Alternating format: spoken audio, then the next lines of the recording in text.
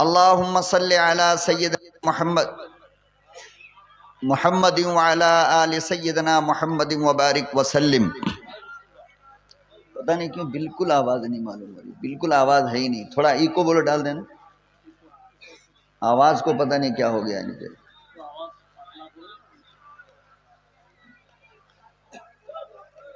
आवाज़ बढ़ा दो भाई, हाँ आवाज़ बढ़ा दो, बस बस रहने दीजिए इतने।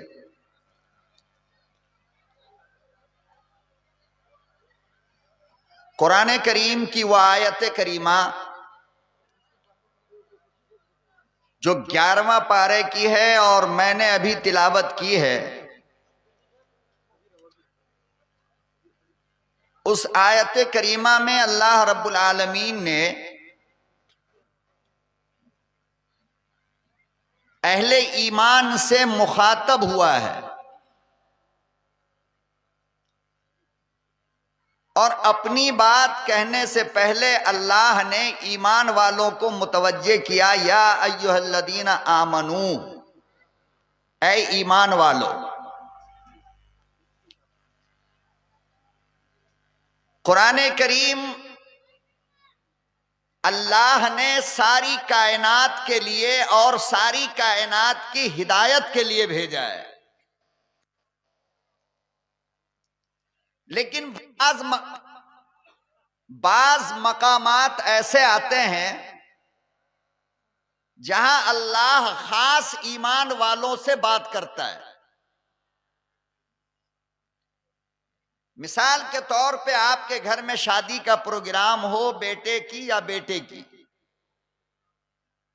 तो बाज बातें वो होती हैं जो पूरी बस्ती वालों को बैठा कर की जाती है। अच्छा लो चाय पी लें थोड़ी सी, आपको जलन तो नहीं होगी?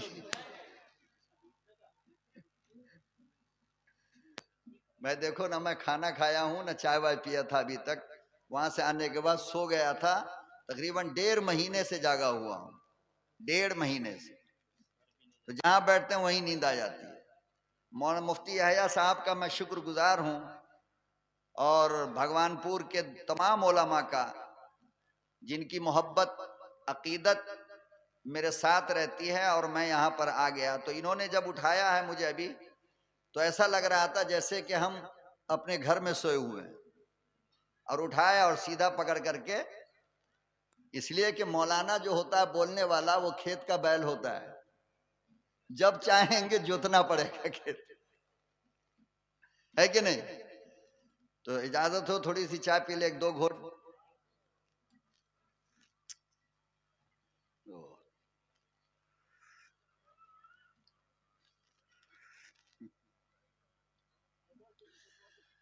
तो देखो, बाज मशवरा जो होता है वो पूरे गांव वालों को मिला करके करते हैं, करते नहीं करते? और अब मशवरा की जरूरत ही नहीं पड़ती, अब तो मोबाइल पर ही सारा काम हो रहा है। मशवरा तो आदमी तब करता है जब बड़े बूढ़ों से पूछ कर शादी ब्याह किया जाए। वो पहले जमाने में होता था, जब लड़का पूछने के बाद भी जबान खोलने को तैयार नहीं होता था। आज के जमाने में शादी पहले कर लेता है, बाप को बाद में पता चलता है। शादी लड़की सारा काम पहले कर लेती है और अम्मा को पता बाद में चलता है। तो आज तो मशवरा की जरूरत ही नहीं है साहब। बाप कौन, दादा कौन, गांव कौन, समाज कौन, कोई कुछ नहीं। हमारी और आपकी मर्जी चलेगी, तीसरा कोई बीच में नहीं आएगा। होता नहीं हो रहा आजकल है? बाप बेचारा समझता है कि बेटा बंबई में कमा रहा है और बेटा तो वहां गुलछड़े उड़ा रहा है। जब बाप ने कहा बेटा पैसा भेजो, तो बेटा कहेगा अब्बा काम नहीं चल रहा है। तो बहरहाल बाज मशवरा ऐसा होता था पहले जमाने में, जब माँ बाप पूरी बस्ती वालों से किया करते थे। और बाज अंदर का मामला, बाज अंदर की बातें ऐसी होती थी जो सिर्फ अपने घर के 2-4 लोगों को बैठा करके की जाती थी। बात सही है ना? बात सही है। हाँ, इसी तरह अल्लाह ने कुरान में आम तौर से पूरी दुनिया के लोगों से बात किया है, आम तौर से। लेकिन बाज मौका ऐसा आया जहां पर अल्लाह ने सिर्फ ईमान वाले से बात किया, सबको हटा दिया। काफिर को हटाया, मुशरिक को हटाया, ईसाई को हटाया, यहूदी को हटाया, नसरानी को हटाया, मजूसी को हटाया, सारे गद्दारों को हटाया और सिर्फ ईमान वालों से अल्लाह ने बातें की। तो अब आप बताओ कि जो बात अल्लाह ने स्पेशल ईमान वाले से खाली किया है, वो बात भी तो स्पेशल होगी ना? मानते नहीं मानते इस बात को? अरे वो बात भी स्पेशल होगी नहीं होगी? हाँ, जब भी कोई इंसान किसी से पर्सनल बातें करता है तो वो बात खास होती है। एक बात शौहर की वो होती है जो बच्चों के सामने करता है अपनी बीवी से, और एक बात वो होती है जो रात के अंधेरे में कमरा बंद करके अपनी बीवी से करता है। ये बात खास होती है जिसको बच्चों को नहीं जानना चाहिए।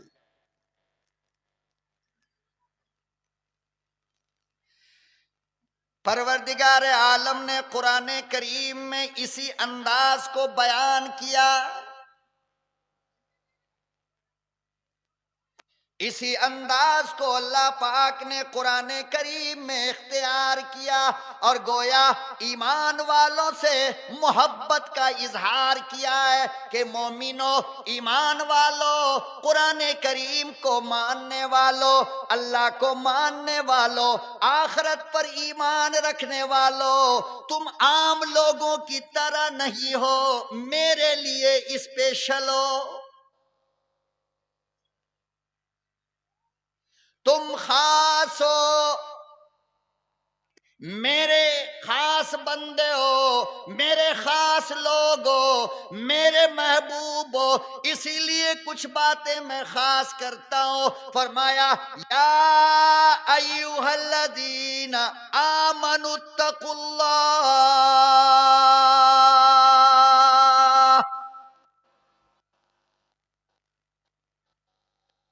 ईमान लाने वालों, कलमा पढ़ने वालों, कुरान करीम को मानने वालों, अल्लाह की कुदरत को मानने वालों, कयामत के दिन को मानने वालों, कब्र की सजा और जजा को मानने वालों, तकदीर पर ईमान रखने वालों, या अय्युहल्लज़ीना आमनुत्तकुल्लाह।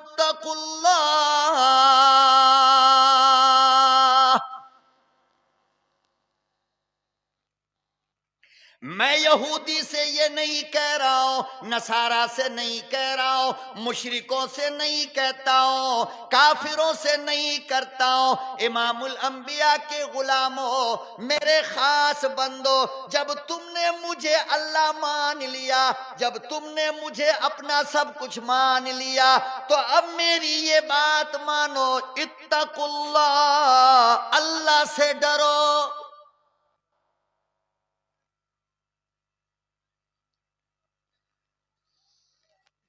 किससे डरो? और कहा किससे? कि तुम मेरे स्पेशल हो, इसलिए मैं कहता हूं कि मुझसे डरो। अगर तुम गैर होते तो मैं तुमसे नहीं कहता कि डरो।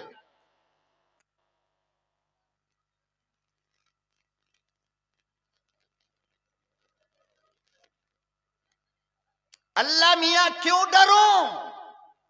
डरने से फायदा क्या है? फरमाया कि डरने का सबसे बड़ा फायदा यह है कि जब रब की अदालत लगेगी तो तुम मुजरिम बन करके नहीं आओगे, मुस्कुराते हुए आओगे। मुजरिम बनकर कौन आता है? जो दिल से डर निकाल देता है, वो मुजरिम है नहीं। देखो, पुलिस का डर नहीं तो चोरी करेगा, पुलिस का डर नहीं तो, और पकड़ा गया तो, मां का डर नहीं तो गुनाह करेगा, और जब पकड़ा गया तो शर्मिंदगी होगी। जब जब इंसान डरता है तो गलत काम से रुकता है, जब जब इंसान का डर खत्म होता है वो गलत काम करता है। देखो, रोड पर आप गाड़ी लेके जा रहे हो, 2 चक्का, अचानक लाल बत्ती जल गई, आपकी गाड़ी जाती है या रुकती है? जो रुक गया वो बच गया, जो डरा नहीं गाड़ी लेकर आगे चला उसको फाइन देना पड़ा 1000, 2000, 3000 रुपया। देखो, मुजरिम है नहीं। जो बत्ती से डर के रुक गया वो बच गया, और जो रुका नहीं वो फंस गया। फंसा नहीं फंसा है? तो अल्लाह ने क्या कहा कि मुझसे डरो। किससे डरो? डरोगे तो अल्लाह की अदालत में मुस्कुराते हुए आओगे, और अगर डरोगे नहीं तो चोरी करोगे, ज़िना करोगे, शराब पियोगे, झूठ बोलोगे, गीबत करोगे, मां को मारोगे, बाप को मारोगे, नमाज छोड़ोगे और रोजा छोड़ोगे, और जब आओगे तो पिटाई होगी।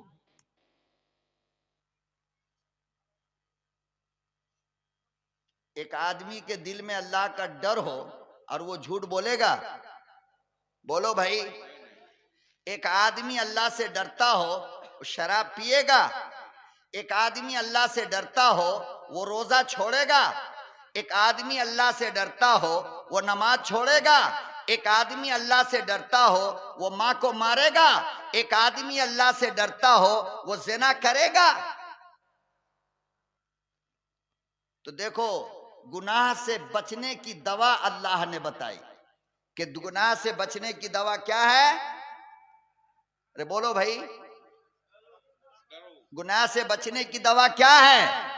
दिल के अंदर अल्लाह का डर होना। एक मरीज का डॉक्टर ऑपरेशन करता है और क्या कहता है? देखो भाई, 1 महीने तक आप गोश्त नहीं खाओगे, मछली नहीं खाओगे, अंडा नहीं खाओगे। तो 2 तरह का मरीज हॉस्पिटल से निकल कर आता है। एक वो मरीज जो डॉक्टर की बात मान लेता है तो वो जल्दी ठीक हो जाता है।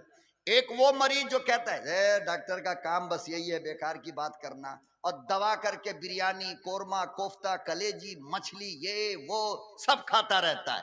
4 दिन के बाद फिर हॉस्पिटल जाएगा। देखो, जो डॉक्टर से डर गया वो क्या हुआ? बच गया। जो डरा नहीं वो फंस गया।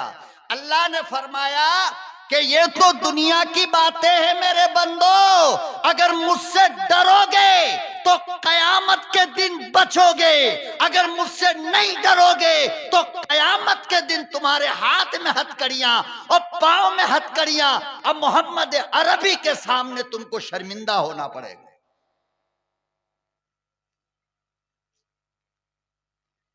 इसलिए मैं कहता हूं कि बचो। जब इंसान के दिल में अल्लाह का डर होता है तो गुनाहों से बचता है। हजरत सुलेमान दारानी एक बहुत बड़े अल्लाह वाले गुजरे। खासकर मेरे नौजवानों, आपसे मैं मुखातब हूं, जरा आप ध्यान दे दो, आप मेरी बात गौर से सुनो। बहुत बड़े अल्लाह वाले गुजरे हैं अरब के अंदर, बहुत नेक आदमी थे। जवानी की उम्र है, अभी शादी नहीं हुई। 4-5 दोस्त मिलकर पैदल हज के लिए जा रहे थे। कहां? बोलो भाई। बिरयानी का डब्बा मिल गया है या अभी बचा है? अभी नहीं मिला है, तो मिलेगा इंशाअल्लाह। तकरीर सुनने के बाद हम भी खाएंगे, आप भी खाओगे, है ना? बोलो। नहीं बोल रहा है भाई, खतरा है। बोलो भाई जोर से।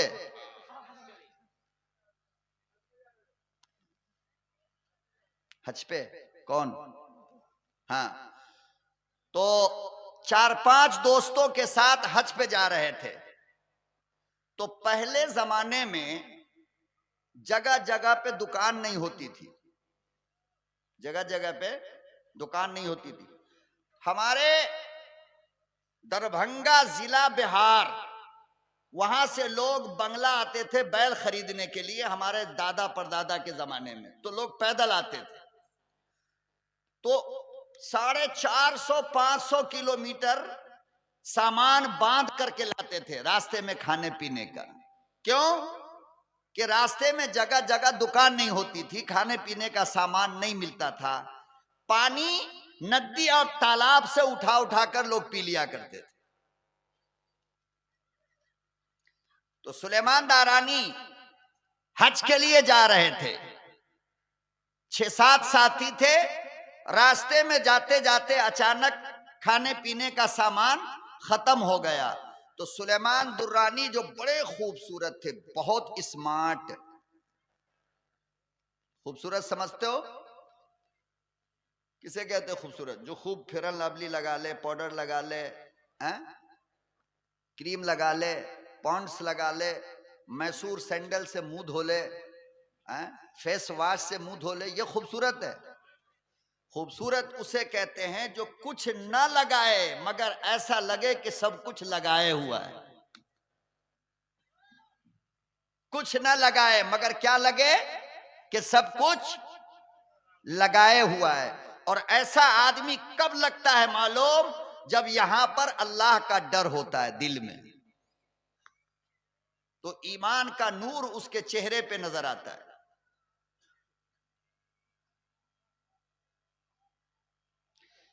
तोशा खत्म हो गया।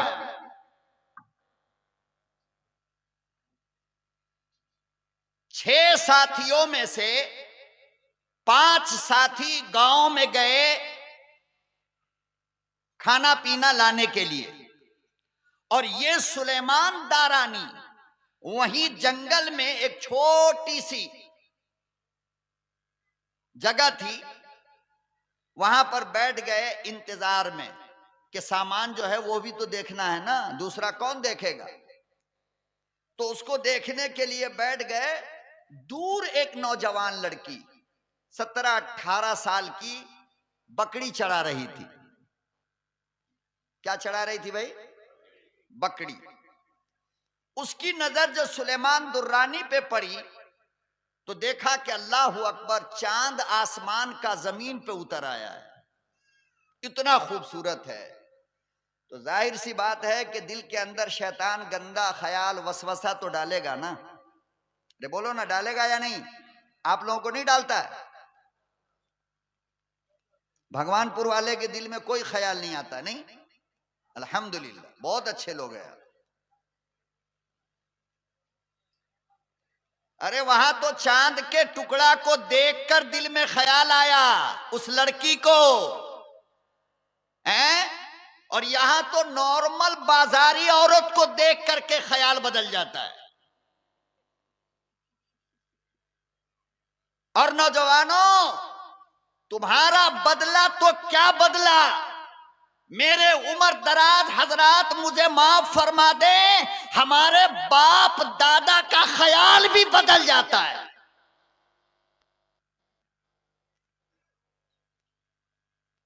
बड़ी बड़ी उम्र वाले मोबाइल के स्क्रीन पर आहा पान चिबारा गौर से देख रहा है।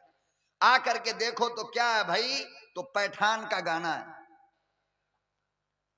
ये बूढ़े मियां देख रहे हैं।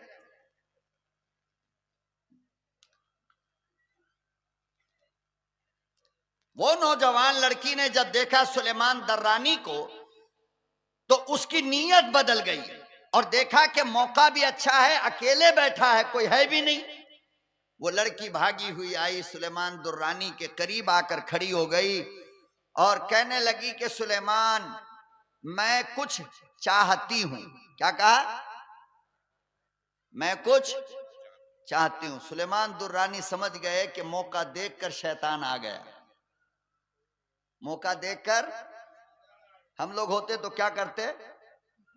सुभान अल्लाह, माशा अल्लाह, कितनी बड़ी नेमत अल्लाह की आ गई बिन बुलाए। यही होता ना? अरे बोलो, यही होता ना?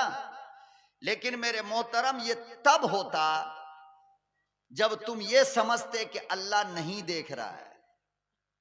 जिस दिन ये ख्याल आ गया तुम्हारे दिल में कि अल्लाह देख रहा है, उस दिन ये काम तुम छोड़ दोगे। क्या करोगे? छोड़ दो। अल्लाह अकबर ओ कबीरा, तारीख उठा। मेरे नौजवानों, मेरे मोहतरम, तारीख उठाओ। तारीख में लिखा है सुलेमान दारानी बेहोश हो गया, जमीन पे गिर गया।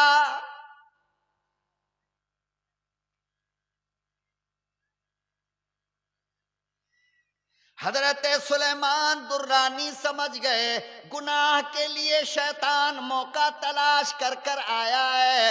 हजरत सुलेमान दारानी बेहोश होकर जमीन पे गिर गए। अल्लाह अकबर ओ कबीरा, ख्वाब में देखा, बेहोशी के आलम में देखा मौलाना कि हजरत यूसुफ तशरीफ लाए। फरमाया कि सुलेमान कमाल कर दिया, मैं नबी था इसलिए जुलेखा से बच गया।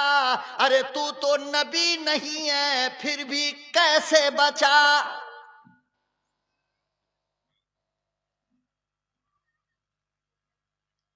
मैं तो नबी था, मेरे अल्लाह ने जुलेखा से बचाया। मैं तो नबी था, मेरे अल्लाह ने मेरी हिफाजत फरमाई। मैं तो नबी था, मेरे रब ने मुझे बचाया।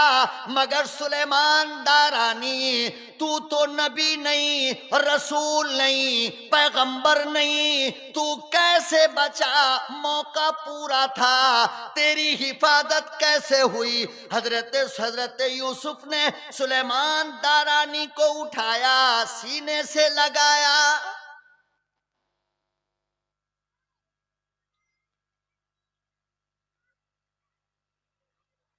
फरमाया कि नबूवत इमामुल अंबिया पे खत्म, मगर वारे सुलेमान दारानी के जो काम जमाने का नबी कर गया, वो काम नबी की उम्मत कर गई।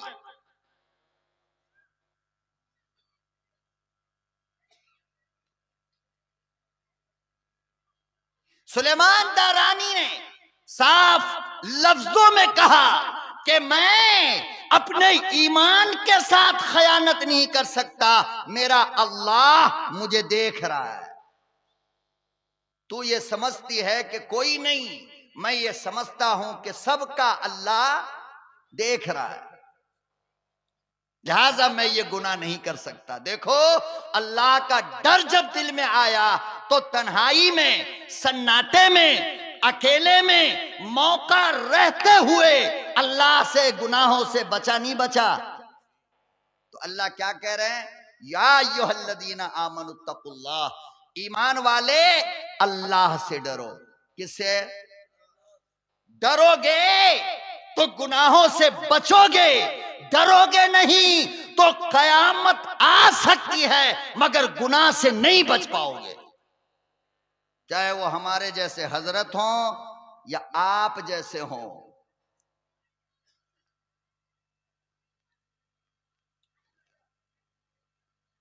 हजरत हसन बसरी रहमतुल्लाह अलैह के जमाने में, मेरी लाडलियों, मेरी बेटियों, गौर से सुनो, हसन बसरी के जमाने में एक लड़की थी जो अपने खाला के घर नमाज सीखने के लिए जाती थी। किस लिए? नमाज सीखने के लिए। पर्दे के साथ, हाथ बंद, पांव बंद, सब कुछ बंद। लेकिन एक मर्तबा उस नौजवान लड़की ने देखा फजर के वक्त कि जिस रास्ते से मैं गुजरती हूं उस रास्ते पे कोई खड़ा होकर अंधेरे में मुझे गौर से देखता है हर दिन। देख रहा है, एक दिन बच्ची ने देखा, दूसरे दिन देखा, तीसरे दिन देखा, चौथे दिन बच्ची ने खड़े होकर के उसको आवाज दिया, ए अल्लाह के बंदे जरा इधर आओ। ये क्या तुम अकेले खड़े होकर के हर दिन जब मैं गुजरती हूं तो मुझे देखते हो, वजह क्या है? उस दिल जले मजनू ने कहा कि आपसे मोहब्बत हो गई है। क्या हुई है? बोलो भाई, क्या हुई है? मोहब्बत तो आप लोग समझते नहीं होगे। समझते हो मोहब्बत? कहा कि आपसे मोहब्बत हो गई। लड़की ने कहा वेलकम, बड़ी खुशी की बात है, आइए मेरे साथ, मेरे पीछे पीछे चलिए। वो समझा कि काम बन गया, लॉटरी। बोलो ना, खड़गपुर में जाते हो और बस के बाजू वाले सीट पर एक बैठी रहती है, तुम इस साइड में बैठे रहते हो, तुम बार बार उसकी तरफ गौर से देखते हो और वो तुम्हें देखकर हंसने लगती है, तो तुम समझते हो कि काम, हालांकि अंदर अंदर वो इसलिए हंसती है कि बेटा अगले स्टॉप पर उतर, फिर बताती हूं तुझे। और जब उतरा तो हील वाले चप्पल से स्वागत हुआ। समझ रहे हो? किससे? हील वाले चप्पल से स्वागत हुई इनकी। अब सारी खुशी खत्म।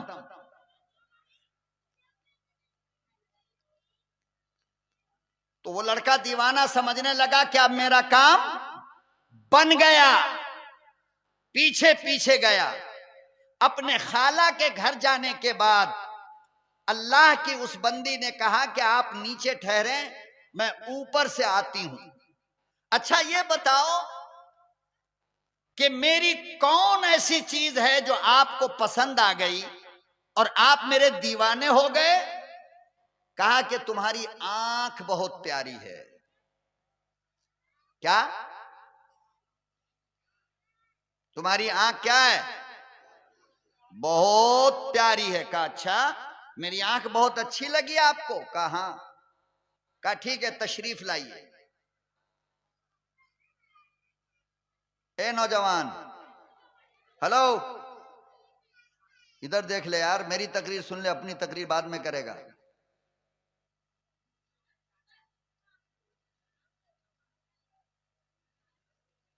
कहा कि मेरे पीछे आओ। लेकर गई और खाला के घर में नीचे उसे बैठाया और खुद ऊपर चली गई। अल्लाह अकबर। किचन में जाकर चाकू उठाया। जवान लड़की है, 16-17 साल की उम्र है। चाकू उठाया, अपने दुपट्टे का किनारा फाड़ा, छोटा सा तहरीर लिखा और खत लिखा दीवाने के नाम। उसने खत में लिखा, ओ मेरी आंख के दीवाने, जिससे तुम्हें प्यार हो गया वो अमानत तेरे हवाले करती हूं। चाकू उठाया, दोनों आंख निकाला और उस कपड़े के टुकड़े में रखा, लेटर उसमें रखा, नौजवान को भेजा और उस खत में लिखा कि ओ नौजवान, जिस आंख को दुनिया में गैर मर्द देख ले, वो आंख कयामत में अल्लाह को कैसे देखेगी?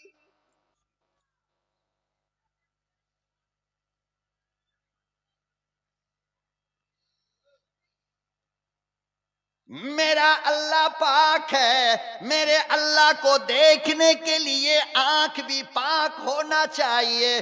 कहने लगी, जब तुझे मेरी आंख प्यारी लगी तो मैं अपनी आंख तेरे हवाले करती हूँ।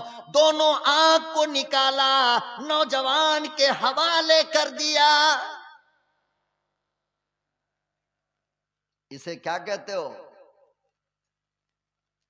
अरे इसे क्या कहते हो? अल्लाह का डर। तो अल्लाह कहता है कि देखो, हमसे अगर डरोगे तो गुनाह से बचोगे, अगर नहीं डरोगे तो भगवानपुर वालों, बेंगलोर के मौलवी की तकरीर का तुम्हें कोई फायदा नहीं होगा। फायदा तब होगा जब दिल में अल्लाह का डर होगा। इसलिए कि जलसा सुनने के लिए आए हो और दुकान पे खड़ा होकर किसी की बेटी पे तुम्हारी गंदी नजर पड़ रही है, ये इसलिए कि अल्लाह का डर तुम्हारे दिल में नहीं है। तुम जलसा के नाम पर भी गुनाह कर रहे हो।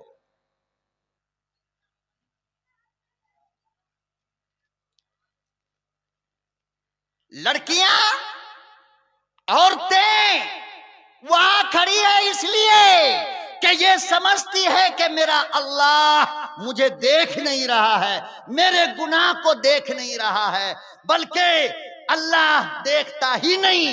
अगर जिस दिन इसको ये समझ में आ गया कि अल्लाह देख रहा है तो गुनाह करेगी।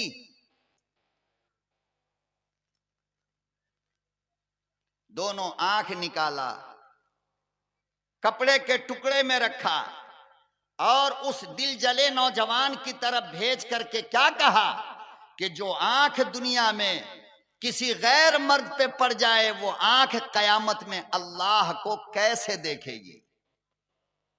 अब तुम लोग फैसला करके बताओ, रात की तन्हाई में जिन आंखों से तुम गंदी फिल्में मोबाइल में देखते हो, क्या उसी आंख से अपने अल्लाह को देखोगे? शर्म आ रही है जवाब देते हुए। जवाब क्यों नहीं दे रहे हो? देखोगे?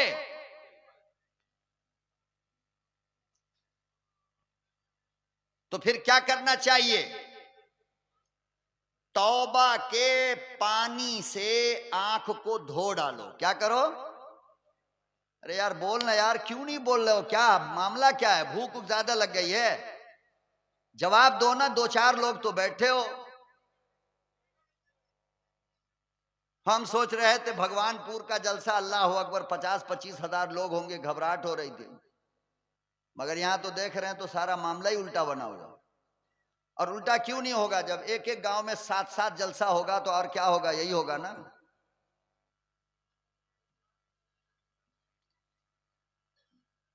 अपनी आंख निकाला, नौजवान को दे दिया। खाला अम्मा ने पूछा, बेटा तौबा कर लेती, आंख निकालने की जरूरत क्या थी? आज के बाद तो कयामत तक अंधी बन करके जिंदगी गुजारेगी। बेटी कहने लगी, अम्मी जान बात तो सही है, लेकिन सुनो, जब मैं कब्र से अंधी बनकर उठूंगी, मेरा अल्लाह पूछेगा तेरी आंख क्या हुई? मैं अल्लाह से कहूंगी, मेरे अल्लाह गैर मर्द की नजर पड़ गई थी, इसीलिए मैंने दोनों आंख निकाली।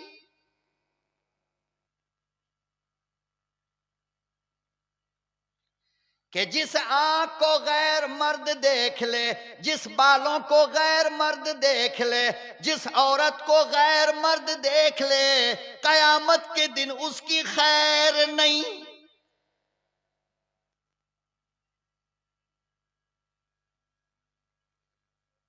इसीलिए अल्लाह पाक ने कुरान करीम में बयान फरमाया, या अय्युहल्लज़ीना आमनुत्तकुल्लाह।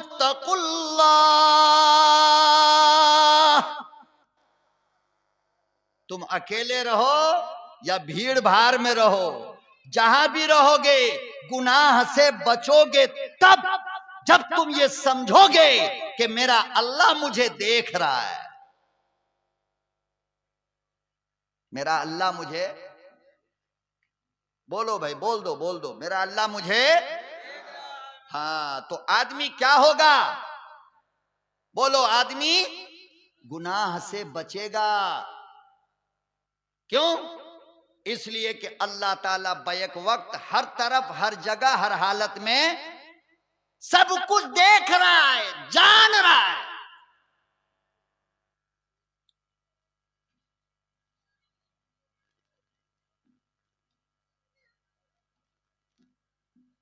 याद रखो, जिस इंसान को दुनिया में ये दौलत मिल गई, अल्लाह का डर, अल्लाह का खौफ, यकीनन खुदा की कसम वो मुकद्दर का सिकंदर है। वो क्या है?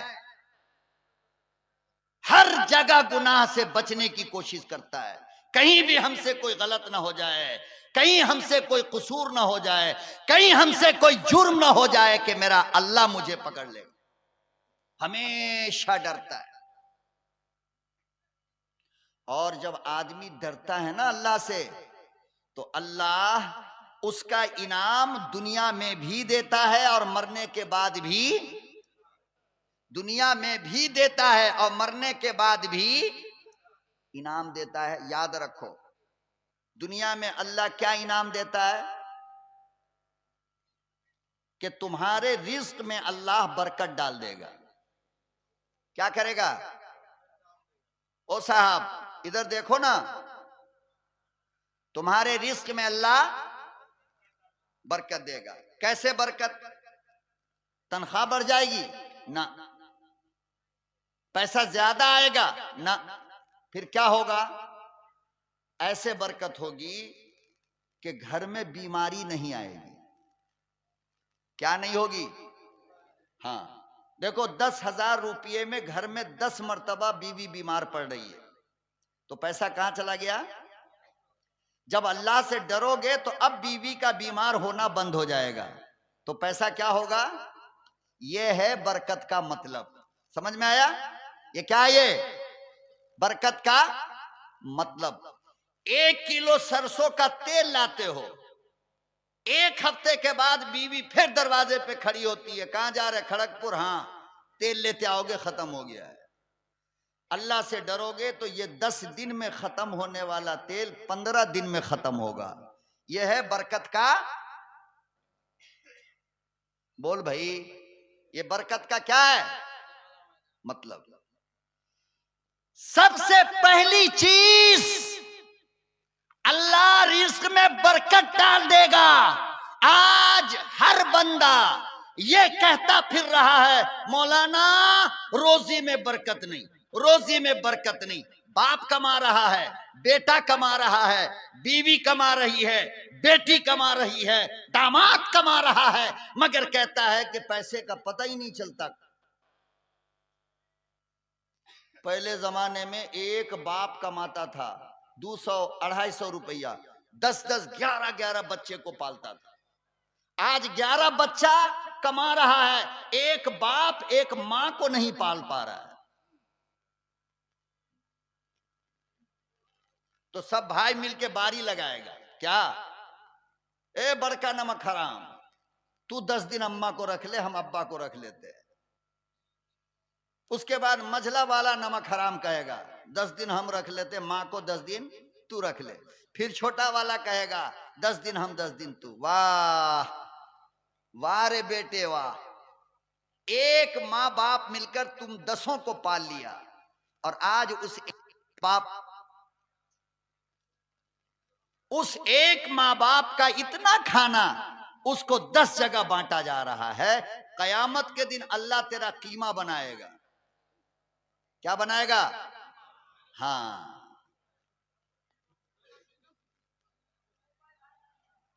बचोगे नहीं, अल्लाह सब देख रहा है। पेट में जरा सा दर्द हुआ, शाम के वक्त मां ने गोद में हमको उठाया, अल्लाह की कसम सारी रात घर के आंगन में चक्कर लगाती रही कि मेरा लाल सो जाए। लगाई नहीं लगाई? अरे बोलना, मुंह में क्या रसगुल्ला रखा है? लगाई नहीं लगाई? सारी रात सोई नहीं। जब तू सोया, फिर प्यार से बिस्तर पे रख करके अम्मा आहिस्ता से तेरे गाल के पास अपना सर रख करके सो गई। उस गरीब को यह भी याद नहीं है कि रात का खाना हमने खाया या नहीं खाया। आज ये मां बीमार पड़ी, 10 दिन हो जाएगा दवा खत्म हुए। ये नमक हराम हर दिन माँ बोलेगी बेटा दवा, बेटा दवा, बेटा दवा। मोबाइल रिचार्ज खत्म होने से पहले रिचार्ज होता है। माँ की दवा खत्म हो गई तो महीनों गुजर गया, दवा नहीं आ रही।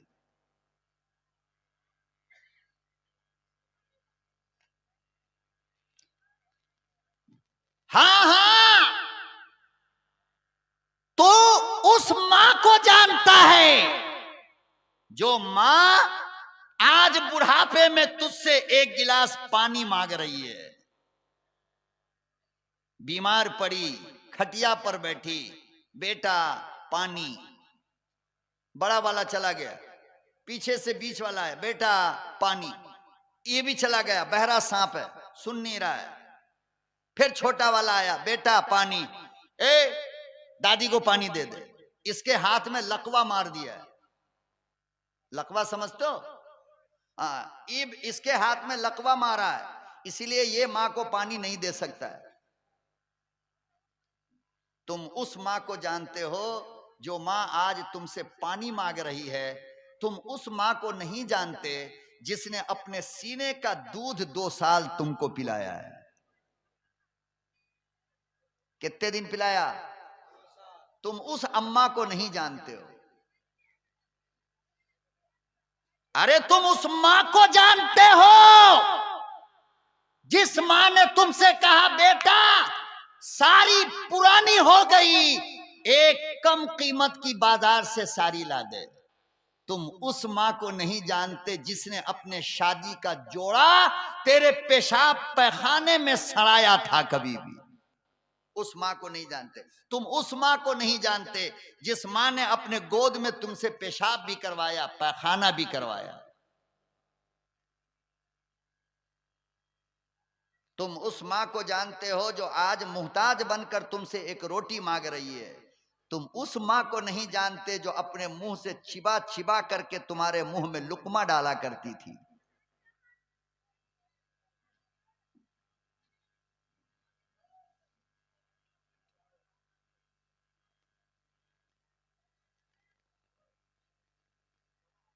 समझो और ना समझ मत बनो।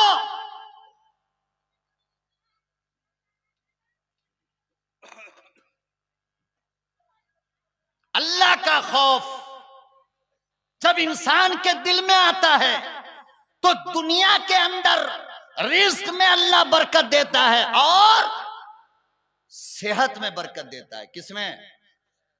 लिख लेना इस बात को, सेहत में। हाँ, ये जो आज सुन रहे हो ना, ये फालिज, ये शुगर, ये बीपी, ये हार्ट अटैक, ये फलाना, ये ढेकाना, ये सारी चीज इसलिए आई कि अल्लाह का डर दिल से निकल गया। तो हमारी सेहत, हमारी तंदुरुस्ती आज हमारा साथ देने को तैयार नहीं।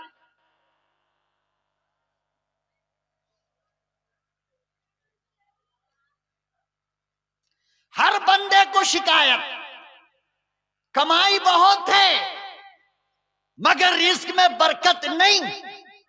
अल्लाह पाक कहते हैं मुझसे डरोगे ना तो इतना रिस्क दूंगा, इतना रिस्क दूंगा, ऐसी ऐसी जगह से दूंगा कि तुम सोचे भी नहीं होगे कि यहां से रिस्क आता है।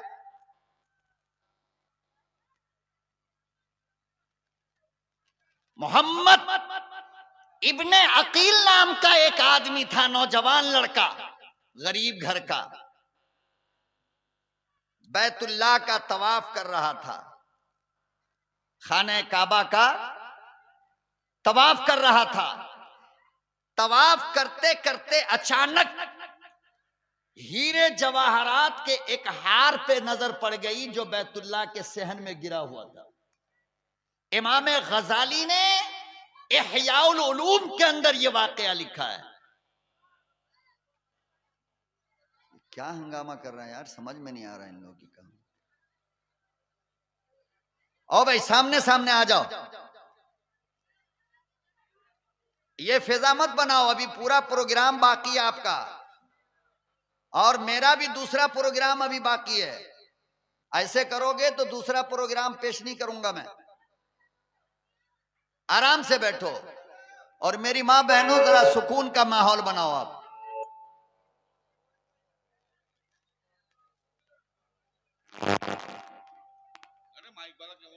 और माइक बर्बाद किए हुए है।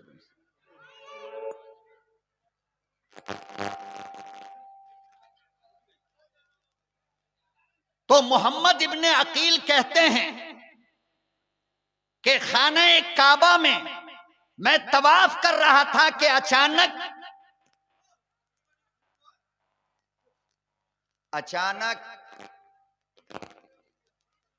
एक हीरे जवाहरात के हार पे जो गिरा हुआ था ना, मेरी नजर पड़ गई। ए, जलसा के बाद ठीक कर लो, ठीक है।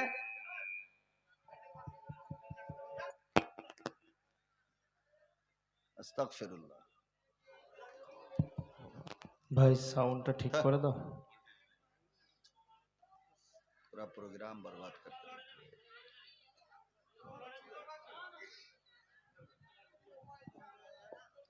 बैठो भाई, बैठ जाओ, आराम से बैठो, अल्लाह के वास्ते जलसे को खराब मत करो भाई। भाई बैठ जाओ, मेहमान बता रहे हैं बैठ जाओ। और माँ और बहनों से गुजारिश कि आपका ये आवाज बहुत आ रहा है, बहुत ज्यादा आवाज आ रहा है। মা বোনদের উদ্দেশ্যে বলছি, জিনাদের জলসা শোনার উদ্দেশ্যে আপনারা এসেছেন, চুপচাপ করে বসে থাকুন।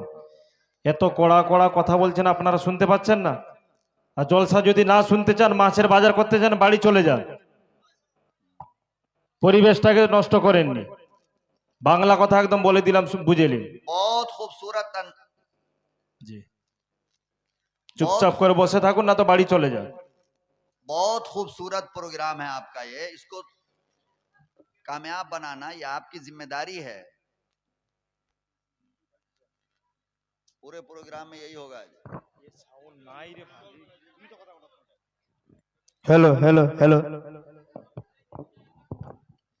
तो मैं अर्ज ये कर रहा हूं कि इसको कामयाब बनाना ये आपकी जिम्मेदारी है। और अल्हम्दुलिल्लाह देखो 12:15 हो गया है, थोड़ी देर का मसला और है, चैन सुकून से सुन लो प्रोग्राम को।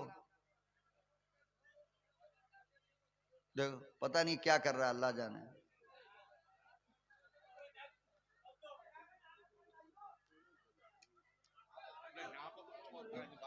इनको दूर रख देनी चाहिए, मौलाना नजदीक में नहीं रखनी चाहिए।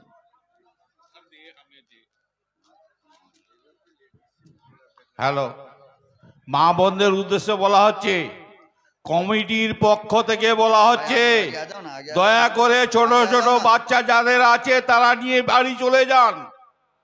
হাত জোড়ো করে বলা হচ্ছে, না হলে আমরা ভলেন্টিয়ার দিয়ে পাঠাবো। अरे जाने के लिए नहीं कह रहा हूं, आगे आने के लिए कह रहा हूं। আর ভাইদের উদ্দেশ্যে বলা হচ্ছে, আপনারা আগে আসুন, সামনের দিকে চলে আসুন। বারবার মেহমান বলছে আপনারা পিছনে চলে যাচ্ছেন কেন, সামনে আসুন।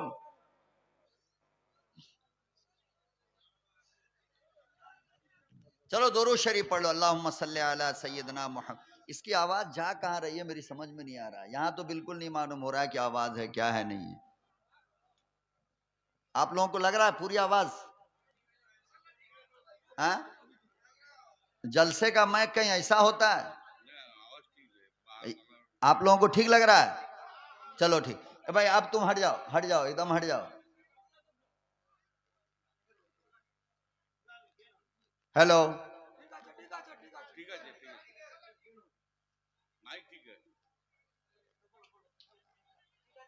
हेलो,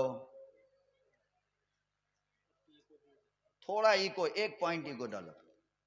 तो अब देखो आप लोगों के झगड़ा ने मेरा दिमाग फेल कर दिया। मैं कहां से छोड़ा था मेरी समझ ही में नहीं आ रहा है, अब कहां से शुरू कर रहे हैं। तो मैं अर्ज ये कर रहा था कि इब्ने अकील नाम का एक नौजवान जो बैतुल्लाह के साये में तवाफ कर रहा था, बिल्कुल छोड़ दो, सही है, आप हट जाओ वहां से, हट जाओ, आप छूना नहीं उसको, मशीन को, आप बिल्कुल सही है। अचानक तवाफ करते हुए उसकी नजर एक हीरे के हार पे पड़ गई। किस पे? देखो मैं तकरीर में आपको क्या समझाना चाह रहा हूं उस बात को दिमाग में रखना कि अल्लाह से डरोगे ना तो अल्लाह रोजी का इंतजाम करेगा, और ऐसी जगह से करेगा कि आप कभी सोचे भी नहीं होंगे कि यहां से रिस्क बंदे को मिलता है। ये वाकया सुनो और आपके समझ में आएगा कि वाकई में अल्लाह ताला रिस्क का इंतजाम कैसे करता है। तो इब्ने अकील कहते हैं कि वो हीरे का हार जो गिरा हुआ था और पूरा बैतुल्ला लोगों से भरा था, अगर मैं उठा लेता तो किसी को पता चलता क्या? नहीं ना। इब्ने अकील ने ये उठाया हार को और वहीं पे खड़े हो, करोड़ों का हार था वो, कितने का? करोड़ों, और ऐलान करने लगे कि भाई किसी का हार गिरा है, किसी का हार गिरा है तो ले लो। थोड़ी देर में एक दोनों आंख से नाबीना बूढ़ा आदमी आया और आकर कहने लगा, बेटा ये हार मेरा है और मेरे थैले से ये हार गिर गया था, लिहाजा मेरे हवाले कर दो। इब्ने अकील के दिल ने कहा कि यार ये तो अंधा था और भी पता नहीं चलता अगर उठा लेते तो। बहरहाल उस नाबीना को उन्होंने हार दे दिया। तवाफ मुकम्मल किया, उम्रा मुकम्मल हुआ। इब्ने अकील मदीने से निकल गए, मक्के से निकल गए रोजी रोटी को तलाश करने के लिए इराक की तरफ, बसरा की तरफ। कहते हैं कि मैं जंगल जंगल होता हुआ एक गांव में ऊपर हुआ तो देखा कि वहां अजान की आवाज आ रही है। क्या आ रही है?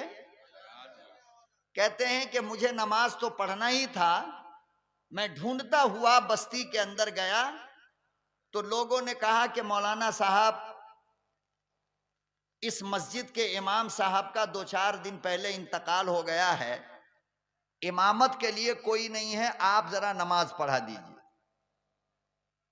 इब्ने अकील कहते हैं कि मैं खड़ा हुआ और नमाज पढ़ा दिया। अल्लाह ने मुझे खूबसूरत आवाज दिया था। क्या दिया था? और जब खूबसूरत आवाज पर इंसान खुद भी खूबसूरत हो तो उस पर सोने पर सुहागा। अरे बोलो ना भाई, आदमी भी खूबसूरत हो, उसकी आवाज भी खूबसूरत हो तो फिर क्या कहने। लोगों ने कहा कि मगरिब पढ़ा दिया तो ऐशा भी पढ़ा दो, तो इब्ने अकील ने ऐशा भी पढ़ाया। फिर लोगों ने कहा ऐशा पढ़ा दिए तो फजर भी पढ़ा दिया। तो फजर के बाद मस्जिद की कमेटी, गांव के लोग बैठ गए और सबने आपस में मशवरा किया कि भाई इसको भी रोजी की तलाश है और हमको भी इमाम की तलाश है, एक काम करो इसी बंदे को रख लेते हैं। क्या करते हैं? इसी बंदे को रख लेते हैं। रख लिया। रहना सहना इतना अच्छा था कि गांव को लोगों को पसंद आ गया, दिल में उसके जगह बन गई। तो कुछ दिन के बाद लोगों ने कहा कि इमाम साहब, ये जो इमाम थे पहले, इनके पास एक नौजवान लड़की थी और अभी वो है। इमाम साहब उस बच्ची की शादी करना चाहते थे और ऐसा लगता है कि आपकी भी शादी हुई नहीं है, तो हम लोग चाहते हैं कि उस बच्ची से आपका निकाह कर दिया जाए। तो इब्ने अकील ने कहा कि आप जो बेहतर समझें। अल्हम्दुलिल्लाह मैं तैयार हूं। शादी हो गई। क्या हुई? इब्ने अकील कहते हैं, मौलाना तवज्जो करना, सुनने में बड़ा मामूली बात है, लेकिन अल्लाह के कुदरत का अंदाजा लगाओ कि जब मेरे रब का डर इंसान के दिल में बैठ जाता है और जब इंसान अपने अल्लाह से डरने लगता है तो फिर अल्लाह दुनिया की गुलामी से आजाद करके अपने गैब से रोजी का दरवाजा खोल देता है। इब्ने अकील कहते हैं कि जब शादी की पहली रात थी और मैं अंदर गया अपनी दुल्हन से मिलने, शादी की पहली रात जब अंदर गया अपनी बीवी से मिलने, और कहते हैं कि जाने के बाद जब मैंने उसके पेशानी के बाल को पकड़कर दुआ पढ़ा। अब आप लोग सोच रहे होंगे रे शादी की पहली रात में दुआ का क्या मतलब, मगर मेरे नबी की सुन्नत यही है। क्या है? बोलो भगवानपुर वालों, वरना बहुत पछताओगे। अगर मैं अपनी बातों को लेकर वापस चला गया, आप पछताते रहोगे। याद रखना, मेरा साथ दोगे ना तो मैं बहुत कुछ आपको सुनाऊंगा, साथ नहीं दोगे तो मैं सुना नहीं पाऊंगा। सुन्नत क्या है? मेरे नबी की सुन्नत यह है कि शादी की पहली रात जब हो तो कोई खुशबू और कोई मीठा, ये दो चीज लेकर के अपनी नई नवेली दुल्हन के घर में जाया करो। क्या लेकर? अल्हम्दुलिल्लाह हमारे जमाने की औरतें बहुत समझदार हैं, तो हमारी फूफियां, हमारी खाला, हमारी दादी, हमारी नानी, हमारी वालदा ये सारा इंतजाम पहले से अंदर में करके रख देती है। खुशबू, फूल है, इतर है, मिठाई है या मीठा दूध है। ये चीज मेरे आका ने फरमाया कि वो एक लड़की जो अपनी कायनात छोड़कर आई है, माँ को छोड़कर, बाप को छोड़कर, घर को छोड़कर, बहन को छोड़कर, भाई को छोड़कर, बचपन के घर को छोड़कर, महल्ले को छोड़कर, सहेली को छोड़कर आई है एक तुम्हारे लिए, तो तुम उसको इतना प्यार करो कि सबकी मोहब्बत को भूल जाए।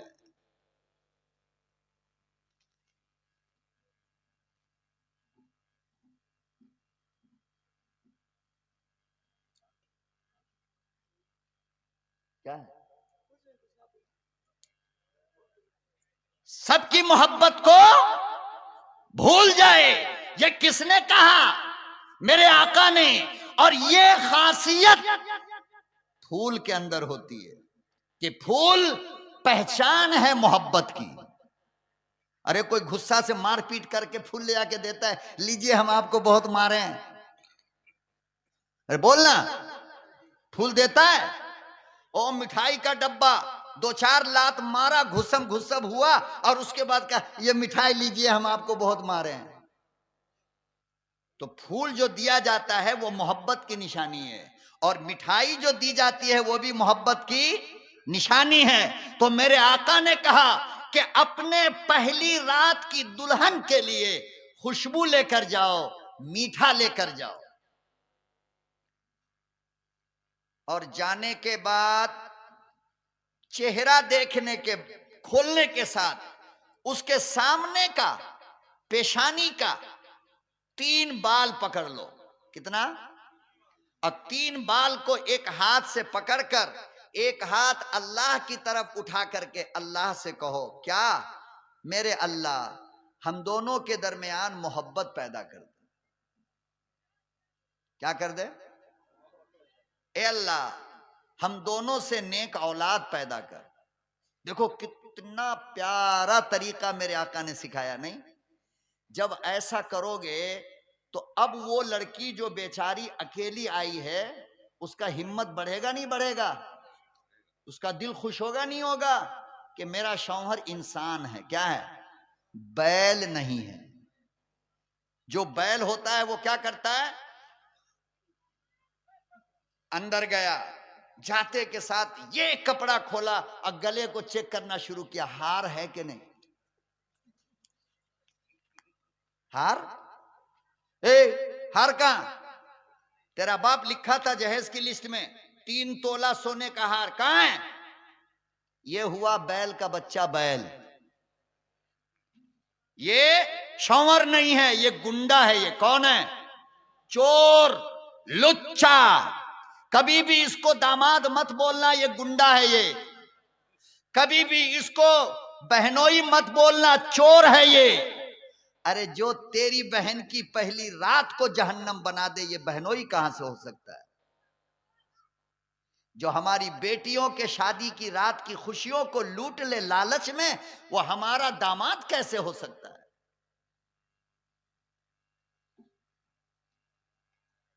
अल्लाह अकबर, अल्लाह अकबर। इतनी गंदी हालत हो रही है हमारी। लखनऊ में एक शायर गुजरा है, डॉक्टर फानी बदायूनी। क्या नाम था? फानी बदायूनी। एक लड़की का बाप, न दूसरा कोई बेटा न और कोई बेटी, बड़े लाड से पाला था, बहुत प्यार से पाला था बेटी को। जवान हुई, शादी का रिश्ता लगा, शादी भी हो गई। और जब एक बेटी थी ना, तो फानी बदायूनी ने जहेज भी दुनिया जहान का दिया, यहां तक के दामाद के सवारी के लिए घोड़ा भी दिया। और फानी बदायूनी जानते थे कि बेहुदा घोड़ा तो ले लिया है, मगर डोरी बांधने के लिए नहीं होगा, तो डोरी भी दिया जहेज में। जैसे कि आजकल बेग वाला, जरी वाला मैकेनिक, ये वो पल्सर, पल ले तो लिया, बुलेट, अपाचे ले लिया, डेली 500 रुपया कमाता है। अब पल्सर लेने के टाइम इस बेवकूफ को यही नहीं पता था कि इसका माइलेज कितना आएगा। अब 4 दिन गुंडे की तरह भगाया है, मिदनापुर से खड़गपुर, खड़गपुर से मिदनापुर, दनादन दनादन दनादन। अचानक रोड में गाड़ी बंद हो गई, देखा तो पेट्रोल खत्म। अब ससुर को फोन कर रहा है, पेट्रोल खत्म हो गया है। चोर का बच्चा चोर, जब जेब में तेरे पैसे नहीं थे, हाथी खड़ा करने की जगह नहीं है, तो हाथी लिया क्यों? अब पेट्रोल का पैसा भी ससुर दे। अजीब लोग। तो सारा जहेज दिया डॉक्टर शकील फानी बदायूनी ने। अल्लाह अकबर, घोड़ा तक दिया, उसकी रस्सी दिया। खुशी खुशी बारात रुखसत होने लगी। जब बेटी गाड़ी में सवार हुई है डोली में, तो फानी बदायूनी आहिस्ता से आए और अपनी बेटी के कान में एक बात कहा। क्या कहा? एक बात कहा, आखिरी बार। हजरत फानी बदायूनी ने अपने लखते जिगर के कान में आखिरी बात ये कह दी, मेरी बेटी आज तुम जा रही हो, ये घर अपना है, जब वापस आओगी तो अपना घर नहीं होगा, किराए का मकान होगा। बिटिया रोने लगी, बाबा ये क्यों कह रहे हो? फानी बदायूनी ने कहा, बेटी हाँ, बात यही है कि तेरा जहेज पूरा करने के लिए मैंने अपना मकान भी बेच दिया।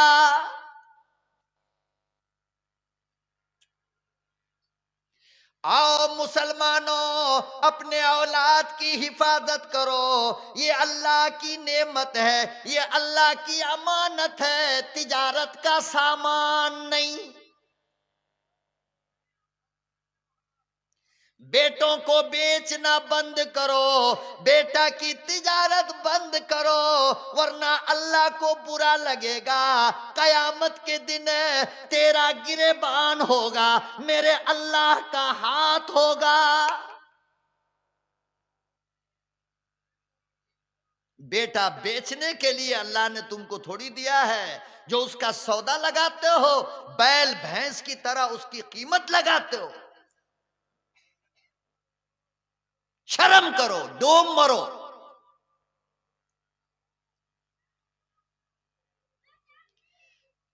आज लोग अपनी बेटियों के जहेज के लिए, बारात के लिए सूद पे पैसा लेता है। किस पे? सूदी पैसा लेता है, बैंक से कर्ज लेता है मौलाना जाकर। ये हराम खाने के लिए बेटा पैदा किया था तुमने।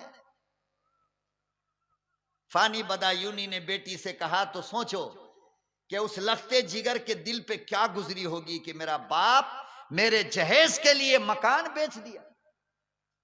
खैर रुखसत हुई, ससुराल गई, शौहर साहब शाम में अंदर तशरीफ लाए। जाते ही के साथ उसने जहेज की लिस्ट में पढ़ा था कि 12 तोला सोने का हार, 12 तोला सोने का हार लिस्ट में पढ़ा था। अंदर जाते के साथ बाप जन्म में कभी देखा नहीं था सोना, फौरन गया और बीवी का कपड़ा हटाया, सीने की तरफ ऐसे हाथ डाला, ए हार कहां है? तेरा बाप लिस्ट में लिखा है ना 12 तोला सोने का हार, कहां है? बेटी ने कहा कि खुदा की कसम मेरे बाप ने खरीदा है, शायद भूल गए होंगे शादी की भीड़ भाड़ में, कल जाएंगे ना तो वो लेकर के दे दूंगी, मैं लेकर आ जाऊंगी। कहने लगा नहीं तू झूठ बोलती है। बेटी ने कहा कि मेरे बाप ने जब से मुझे पैदा किया है मैं शायद कभी झूठ नहीं बोली हूं और आज भी नहीं बोलती, एक दिन का टाइम दो। शौहर गर्म हो गया, गर्म हुआ तो बाहर आवाज गई। बाहर बैठी थी बुढ़िया जहर की पुरिया, सासू मां, सासू, हाँ, अल्लाह ऐसी सास से बचाए, हर बेटी को बचाए। बाज सास तो इतनी अच्छी होती है खुदा की कसम कि तुम बेटी को फोन भी करोगे तो आएगी नहीं, नहीं मेरी सास की तबीयत खराब है, मेरी सास बीमार है। बाज सास इतनी अच्छी होती है। अब बाज सास ऐसी होती है कि हर सुबह दोपहर शाम बहू दुआ करती है, अल्लाह इसका जनाजा कब उठेगा, अल्लाह इसको जल्दी मार दे।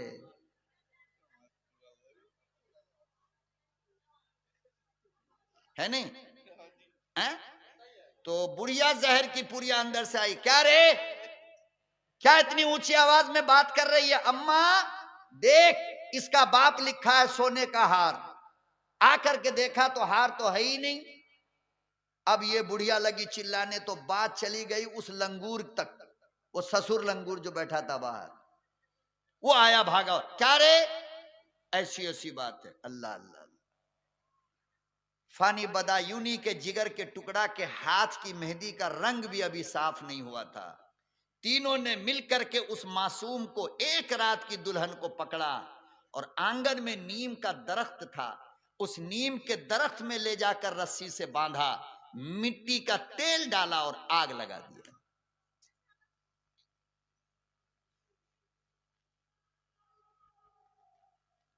क्या किया?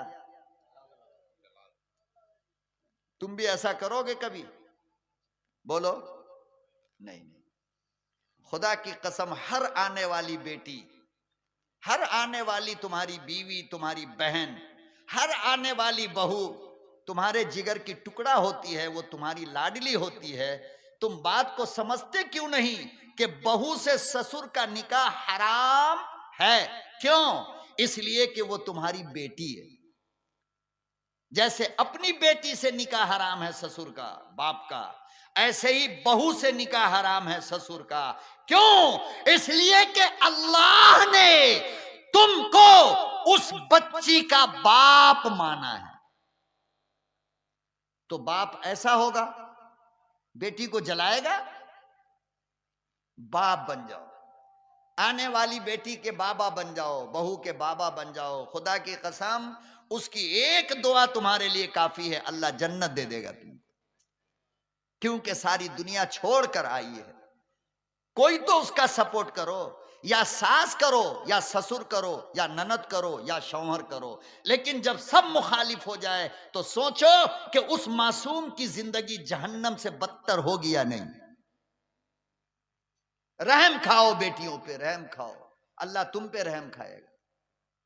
तुम भी कभी बाप बनोगे।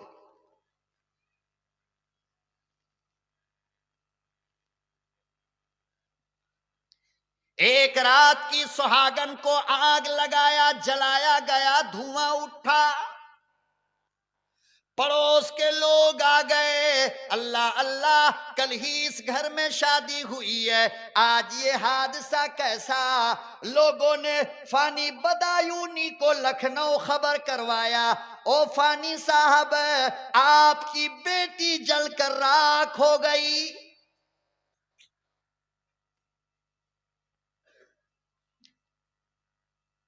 बाबा इंतजार कर रहा है, मेरी लाडली आएगी, मेरे जिगर की टुकड़ा आएगी। मगर क्या पता बाप को था कि बेटी के जिंदा लौटेगी नहीं, बल्कि मैयत की खबर आएगी।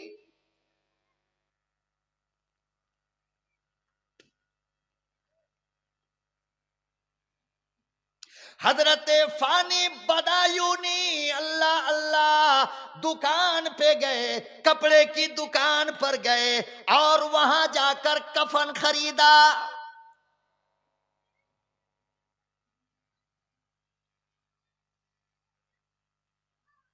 क्या खरीदा? और सीधा कफन को अपने बगल में दबाया और अपनी बेटी के घर गए। बाबा जब वहां पहुंचा तो देखा बेटी तो नहीं है, अलबत्ता उसका कोयला बना हुआ बदन रखा हुआ है।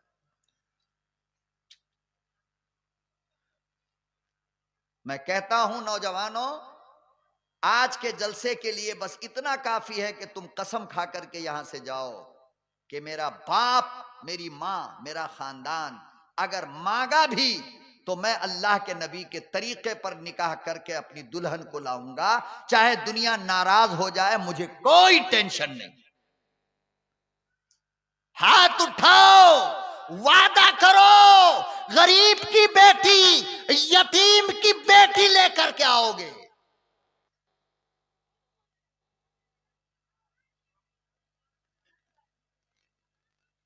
यहां जितना बैठा है सबकी शादी हुई है, कोई कमारा नहीं है इसमें। देखो ऐसी बद्दुआ देंगे ना, जिंदगी में शादी नहीं होगी। वरना हाथ उठा, हाथ उठा और ये वादा करो, मैं जो बोलता हूं दिल से अल्लाह से वादा करो। अल्लाह, बोलो अल्लाह, मैं बिल्कुल फ्री में शादी करूंगा। कैसे? बोलो भाई, बिल्कुल फ्री में, एक पैसे का जहेज नहीं। क्या बोलोगे? एक पैसे का जहेज नहीं, इंशाल्लाह। अब आप लोग रख दो, अल्लाह नेक बीवी आपको देगा, खूबसूरत भी देगा, खूबसीरत भी देगा। रख दिए? बोलो भाई। अब वो लोग हाथ उठाओ जिसका इरादा दूसरी शादी करने का है। देखिए मौलाना कितना डर रही है कौम। अरे सुन्नत अदा करने से डरते हो तो हाथ उठाओ ना दूसरी शादी के लिए। मगर वही उठाए जिसकी बीवी नहीं आई है आज जलसा सुनने, वरना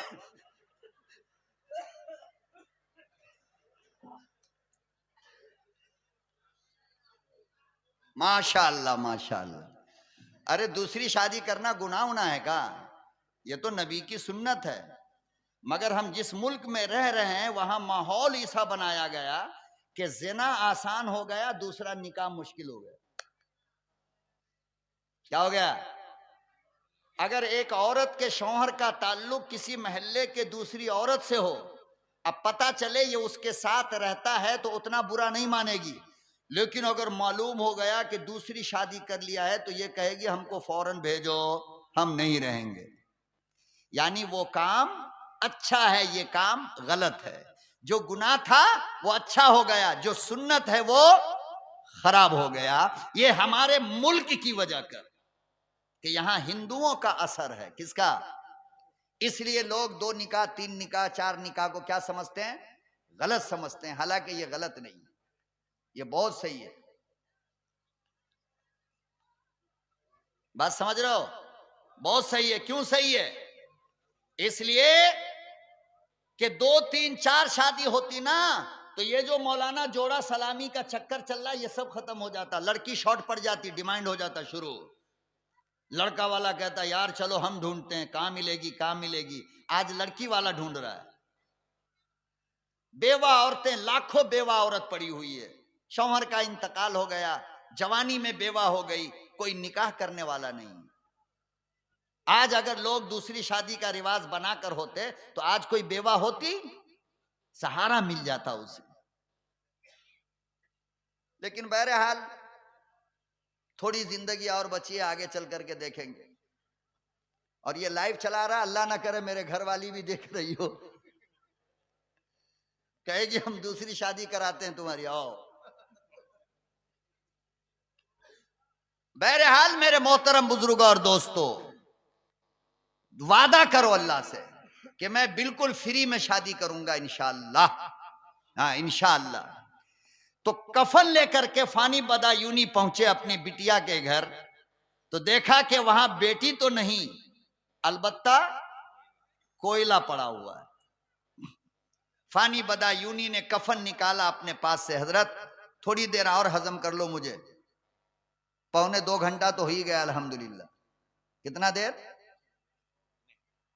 1.25 घंटा हुआ, 11 बजे से बैठा हूं मैं। कब से?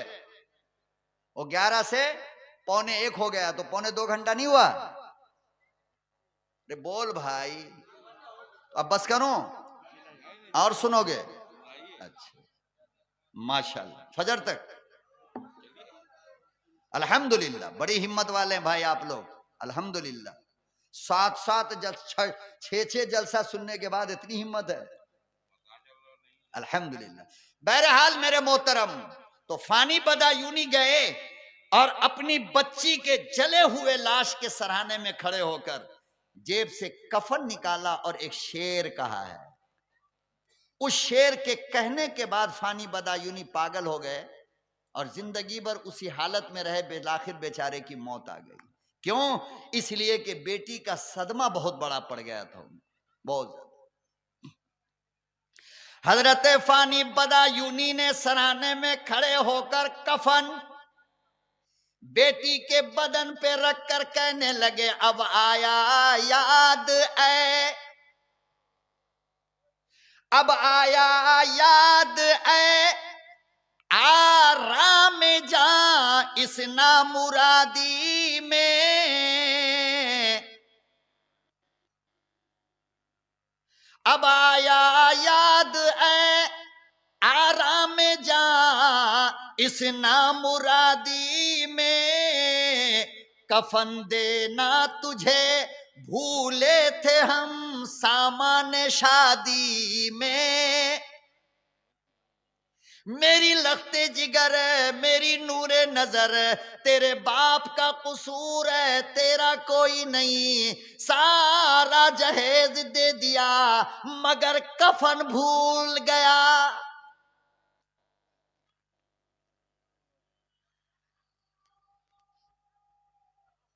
मेरी लख्ते जिगर, नूरे नजर, मुझे क्या पता था तुम इतनी जल्दी बाबा को छोड़ दोगे। अगर ये यकीन होता तो मैं कफन भी जहेज में देता।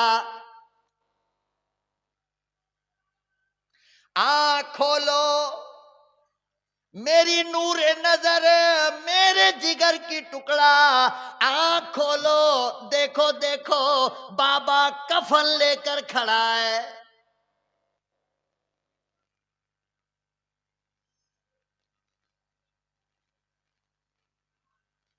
क्या अल्लाह ने हमें मुसलमान ऐसे कामों के लिए बनाया है? बोलो, अल्लाह ने मुसलमान हमें ऐसे कामों के लिए बनाया? जान बचाने के लिए मुसलमान बनाया है। किसके लिए? जान लेने के लिए नहीं।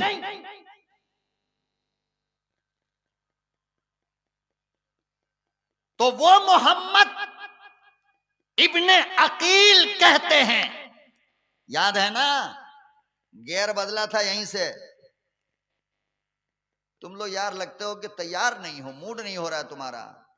सुभान अल्लाह, माशाअल्लाह बोलो ना। ऐसा लग रहा है जैसे कि बकरी हेरा गई हो, बैठा हुआ है सोच में पड़ा हुआ है। अल्हम्दुलिल्लाह। तो मोहम्मद इब्ने अकील, देखो पहले इमामत मिली, फिर बोलो बीवी मिली, रोजी भी मिली और बीवी भी मिली। तो वो शादी की पहली रात थी जब मोहम्मद इब्ने अकील अंदर गए, दुआ वगैरह पढ़कर अपनी दुल्हन के चेहरे से कपड़ा हटाया तो मोहम्मद इब्ने अकील की आंख फटी की फटी रह गई। क्या देखकर? कि उस लड़की के गले में हीरे का जो हार पड़ा हुआ था वो वही हार था जो बैतुल्लाह में मोहम्मद इब्ने अकील ने उठाया था।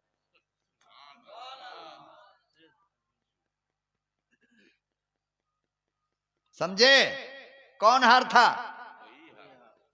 इसी को अल्लाह पाक ने कुरान करीम में यूं बयान किया, वमन यत्तकिल्लाह,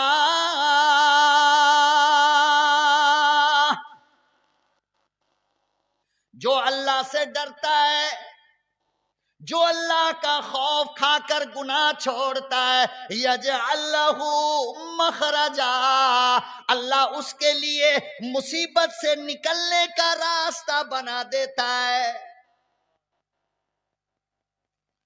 वयर्ज़ुक़ुहु मिन हैसु ला यहतसिब, और अल्लाह ऐसी जगह से रिज़्क़ देता है जहां तक उसने कभी सोचा भी ना हो। कभी ख्याल नहीं आया। ये मोहम्मद इब्ने अकील ने कभी सोचा था कि ये हार जो आज मैं उठा रहा हूं ये मेरी दुल्हन बनेगी? बोलो, सोचा था? नहीं।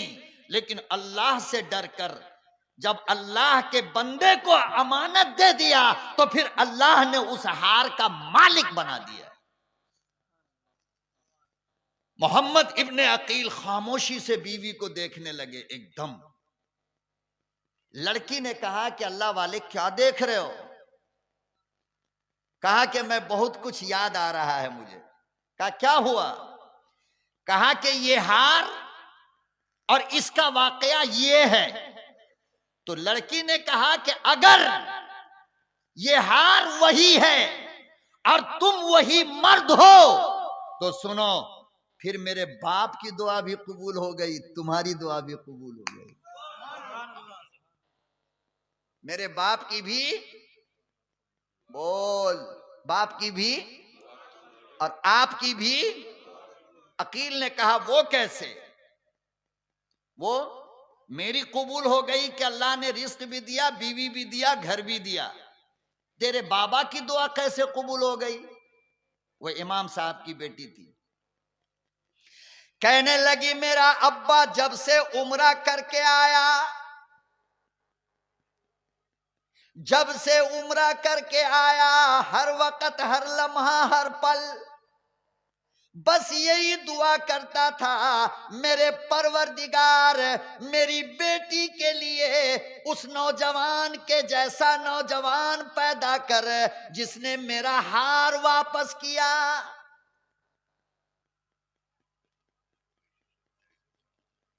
मेरे रब, मेरे मौला, वो लड़का बड़ा नेक है, वो बड़ा अल्लाह वाला है।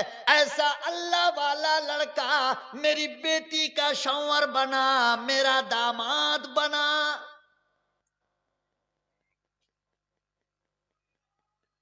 इसी को किसी अल्लाह वाले ने कहा है कि दिल से जो अरे दिल से जो निकलती है असर रखती है।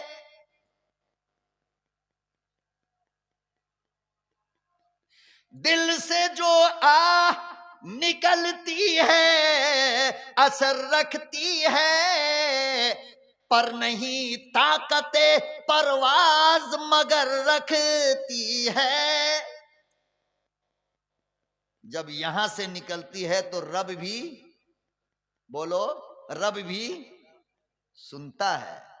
यहां से निकलेगा तो यहां हम लोग यहां से निकालते हैं। वो 4 अंगुल की जबान है ना, अल्लाह ऐसा, अल्लाह वैसा, अल्लाह ऐसा, ये खाली यहां से निकल रहा है, यहां से नहीं।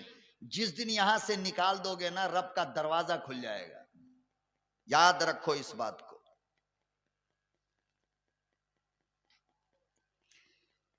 कहा कि अकील, आपकी दुआ इस तरह कबूल हुई कि आप रिस्क को ढूंढते थे, मेरे बाप की दुआ इस तरह कबूल हुई कि आप मुझे मिल गए।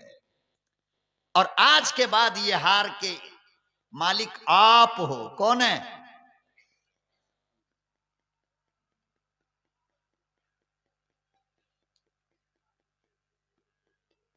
सबसे पहली चीज, अल्लाह का जब डर दिल में आता है मेरे मोहतरम, तो अल्लाह इंसान की जिंदगी से परेशानी उठा लेता है।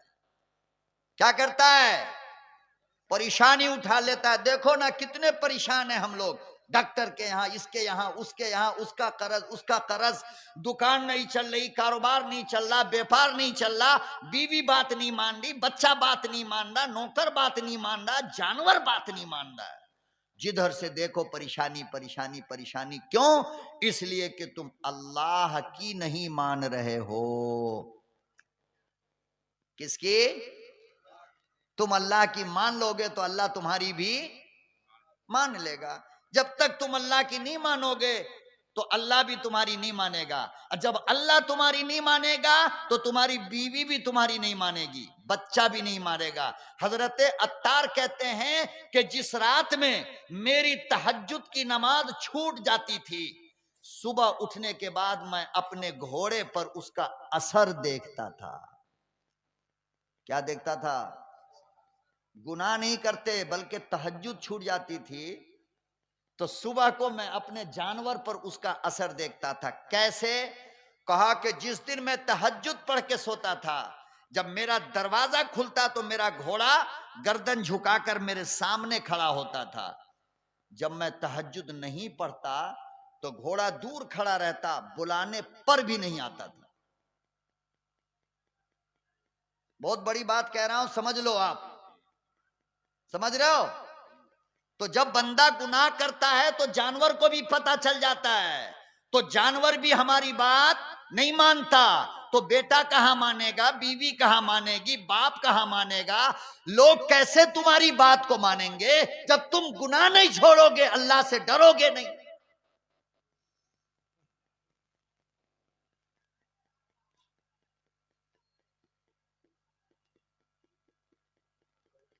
तुर्की में एक बहुत बड़ा ताजिर था,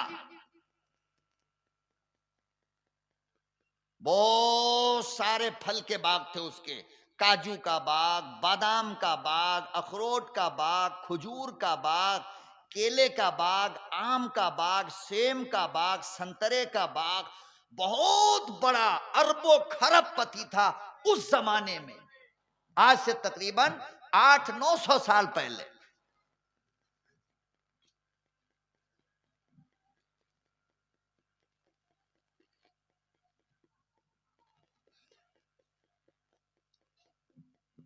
दुरूद शरीफ पढ़ो भाई। अल्लाहुम्मा सल्ली अला सय्यदना मुहम्मद व अला आलि सय्यदना मुहम्मद व बारिक वसल्लम।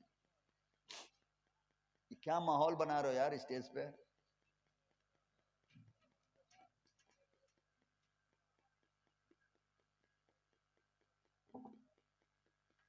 बहुत लेट हो रहा है क्या? खत्म कर दूं? तो फिर आराम से बैठो। देखो मैं उठ रहा हूं, अपनी जगह बैठा हूं नहीं 2 घंटे से। आप लोग उठ बैठ पता नहीं क्या खुजली हो रही है।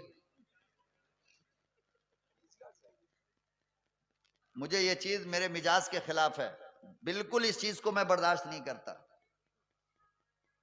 बिल्कुल सुकून से मुझे आधा घंटा सुनना है, सुकून से सुनो। 15 मिनट सुनना है, सुकून से सुनो। मैं जबरदस्ती बोलना भी नहीं चाहता और सुनाना भी नहीं चाहता, लेकिन जितनी देर आपको सुनना है बिल्कुल दिल से सुनो। मैं यहां से बोलता हूं, आप यहां से सुनना पड़ेगा आपको।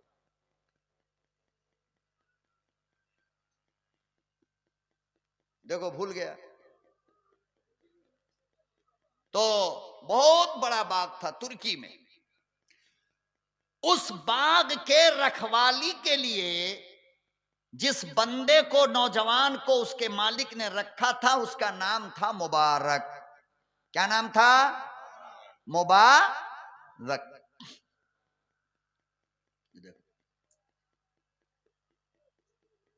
ए भाई एक काम करो, जिन लोगों को उठना है मैं 2 मिनट की फुर्सत मोहलत दे रहा हूं, उठ जाइए, जाओ जरूरत पूरी करके आ जाओ। चलो बीच में मत उठो।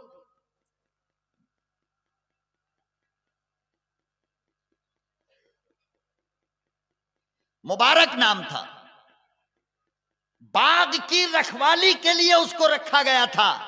एक दिन कयामत का धूप निकला, उसका मालिक आया और मुबारक को आकर के कहा कि बेटे बहुत प्यास लग रही है, जरा एक गिलास अनार का जूस निकाल करके लाओ। क्या निकाल कर लाओ? जूस निकाल कर लाओ। मुबारक गए, एक अनार के टहनी को पकड़ा और एक अनार लिया और हाथ से निचोड़ कर गिलास में डाला है। कहा? और मालिक को ला करके दे दिया। मालिक ने जैसे ही मुंह लगाया ऐसे ही फेंक दिया। कहा कि कमबख्त 10 साल से मेरे बाग में रहता है, तुझे आज तक ये नहीं पता चला कौन अनार मीठा है कौन अनार खट्टा है? ये क्या ला कर दिया है? अब जवाब सुनो और अपने सर को जमीन पर धुनो बैठ करके। हजरत मुबारक कहने लगे साहब सही में पता नहीं। मालिक कहने लगा 10 साल से रहते हो। मुबारक कहने लगे बात तो सही है लेकिन रब्बे काबा की कसम है जिसके कब्जे में मेरी जान है, 10 साल में मैंने कभी भी किसी हाल में भी आपके बाग का कोई फल नहीं खाया। देखो जैसे कब्रिस्तान में बैठे हो, देखे ऐसा लग रहा है जैसे कि हम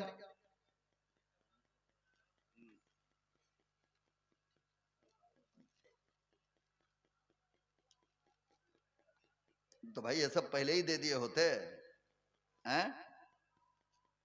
अब इसके लिए फिर हम शुरू करें तो फजर तक बाकी कहां बयान करेगा बेचारा जो लोग आया है?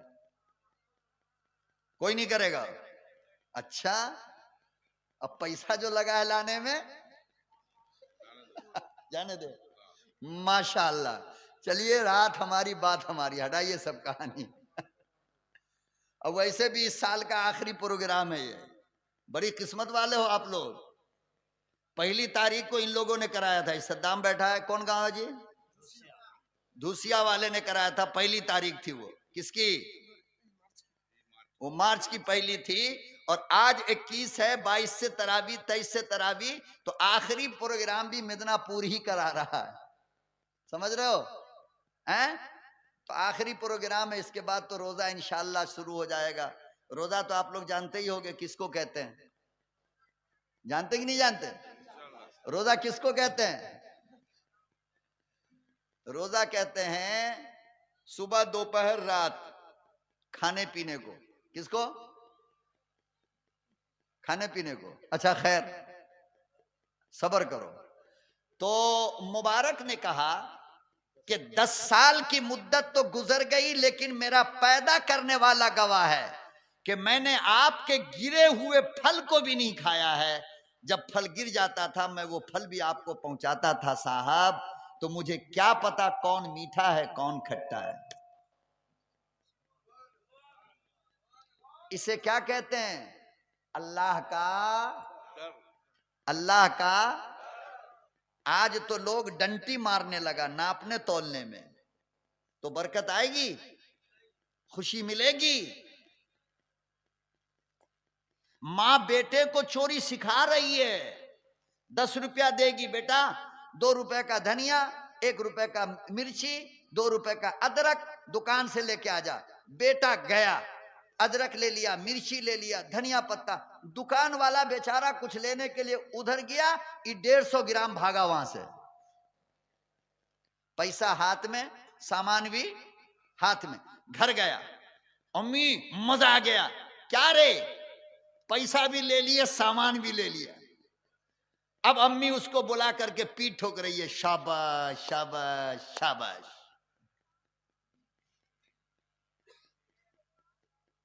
तो अम्मी जो है ना, ये छोटा वाला चोर से गुंडा बनाना चाह रही है। क्या? गुंडा। अब जब ये बड़ा हुआ, बाप कुर्ता उतार के रखा, जेब से 100 टकिया गायब। अब पता नहीं चलता ये गायब हुआ तो कैसे हुआ, कौन किया? अम्मा जान, ये वही बेटा किया है जो 10 रुपए में तुमसे शाबाशी मिली थी। वहां पर तुमने चोरी की ट्रेनिंग दिया था, आज गुंडा हो गया है, जरा होशियार रहो। सोती रहोगे गले से हार गायब हो जाएगा। इसलिए मेरी माओ को भी होश में आनी चाहिए। बच्चा बड़ा होकर के नहीं बनता, बच्चा बचपन में बनता है। कहां? अरे बोल भाई, कहां बनता है?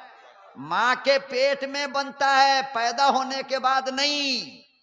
9 महीना जो अल्लाह मां के पेट में बच्चे को रखता है, वो बनाने के लिए।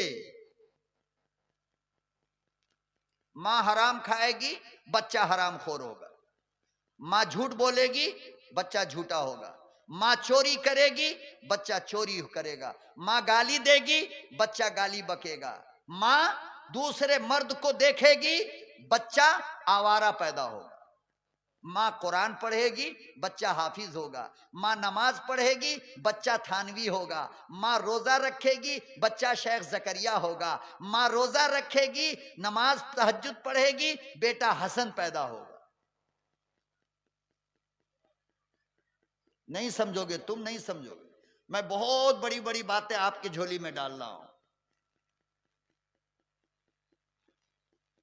समझ रहे हो मेरी बात? इसलिए मेरी बेटियों, लाडली माँ और बहनों, अगर तुम चाहती हो कि फिर तुम्हारे घर से हसन हुसैन पैदा हो, तो तुमको भी फातिमा बनना पड़ेगा। तुमको भी फातिमा, फिर हसन पैदा होगा, हुसैन पैदा होगा, फिर दुश्मनों से करबला का मैदान आएगा, मुकाबला करके जीतेगा। मगर हाय रे मेरी माँ, अल्लाह तुम पे रहम करे, अल्लाह तुम पे रहम करे। मौलवी का गला फट गया समझाते समझाते। मेरी माँ, पर्दे में रहो, पर्दे में रहो। तुम्हारा बाल पर्दा, तुम्हारा नाखून पर्दा, तुम्हारे हाथ की उंगली पर्दा, अरे तेरी आवाज पर्दा है। इतना इतना पर्दा, इतना पर्दा आवाज का कि अल्लाह ने कहा कि मेरा नाम भी जोर से मत लोगी, मेरा नाम भी, कुरान की तिलावत भी जोर से नहीं करना, मेरा नाम भी जोर से नहीं लेना। उलमा से पूछो, औरत अगर अजान दे दे तो अजान होगी? नहीं होगी। क्यों? इसलिए कि आवाज पर्दा है। अजान की आवाज जब औरत की निकली, किसकी? तो चाय के होटल में बैठा हुआ शैतान बच्चा जल्दी से मोबाइल खोल के बैठ गया। अरे क्या आवाज यार, मजा आ गया है। आय हाय, क्या आवाज है, क्या आवाज है। ये बंदर को ये नहीं मालूम है कि आवाज किस चीज की है। अल्लाह नहीं सुनाई दिया, उसके आवाज की खूबसूरती उसके कान से टकराई जा करके। इसीलिए अल्लाह ने कहा कि मेरा नाम भी जोर से मत लिया करो। समझ में आई? मैं समझाने में कामयाब हो रहा हूं आपको या नहीं, या ऐसे ही हम बोलते चले जा रहे हैं? कामयाब हैं हम, अल्हम्दुलिल्लाह। हजरत आयशा सिद्दीका की एक औरत ने दावत किया, बूढ़ी औरत ने। मिशकात शरीफ के अंदर ये रिवायत मौजूद है, ये जो मैं बोल रहा हूं। दावत किया, रात के खाने की दावत। अम्मा आयशा सिद्दीका जनाबे रसूल उम्मी व हाशिमी सल्लल्लाहु अलैहि वसल्लम की लाडली बीवी। दावत हुई, शाम में गई अम्मा। दरवाजे पे जब जाकर के खड़ी हुई तो अंदर से पाजेब की आवाज आ रही थी, पायल की आवाज। किसकी? जैसे कुछ, क्या है? अच्छा अच्छा अच्छा, इसका है, हम समझे जलजला आ रहा है। तो अंदर से आवाज आ रही थी पायल की, जैसे कोई चल रही हो, है ना? तो अम्मा अंदर नहीं गई, वापस घर आ गई। अंदर घर आ गई वापस। बूढ़ी माँ ने आदमी भेजा कि लगता है कि मेरी माँ नाराज हो गई, दावत पे क्यों नहीं आई। अम्मा आयशा ने कहलवाया, जाकर के कह दो कि उसके घर में कोई जवान लड़की पाजेब पहन करके घूम रही थी, उसकी आवाज बाहर आ रही थी। अम्मा ने कहा, बूढ़ी माँ ने कहा कि आयशा, वो कोई बड़ी लड़की नहीं है, बल्कि छोटी बच्ची के पाँव में वो पायल था और वो घर में खेल रही थी, तो उसकी आवाज बाहर जा रही थी। अम्मा आयशा ने कहा कि ये तुम जानती हो कि ये आवाज छोटी बच्ची के पायल का है, लेकिन रोड पे चलने वाला तो ये नहीं जानता है ना।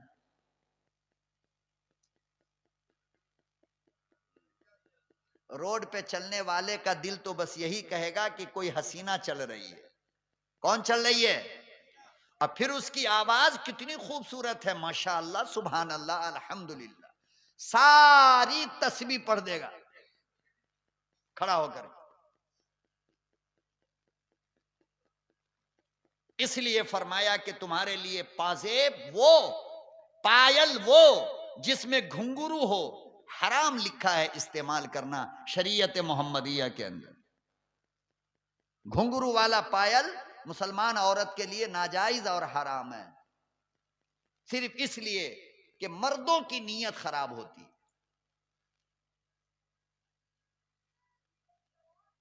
मर्दों की। अल्लाह के नबी सल्लल्लाहु अलैहि वसल्लम एक मर्तबा घर पे गए तो देखा कि 2-3 बाल टूटा हुआ जनाबे फातिमा के मकान के बाहर फेंका हुआ है। अल्लाह के नबी सल्लल्लाहु अलैहि वसल्लम ने उस बाल को उठाया और यूं लपेट कर उंगली में अंदर गए। फरमाया, बेटा ये आपके बाल हैं? कहा हाँ अब्बू, मेरा बाल है। अभी मैंने गुस्ल करके कंघा किया है ना, तो वो शायद के गिर गया होगा।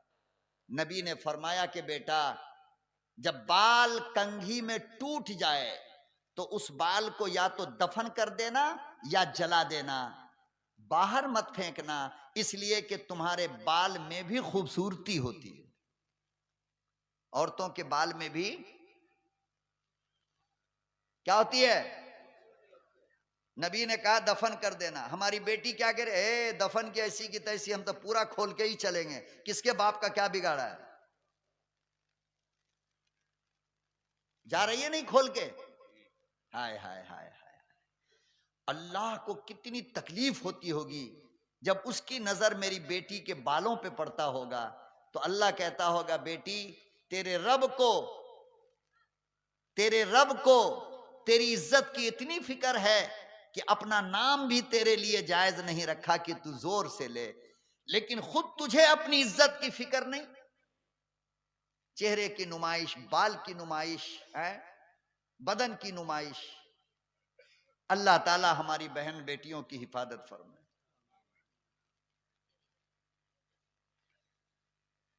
तो हजरत मुबारक कहने लगे, अल्लाह की कसम,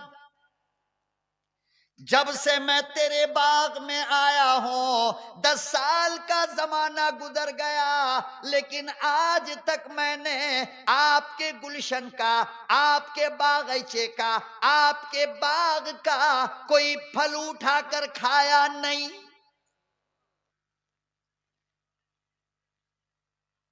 का सच? का बिल्कुल।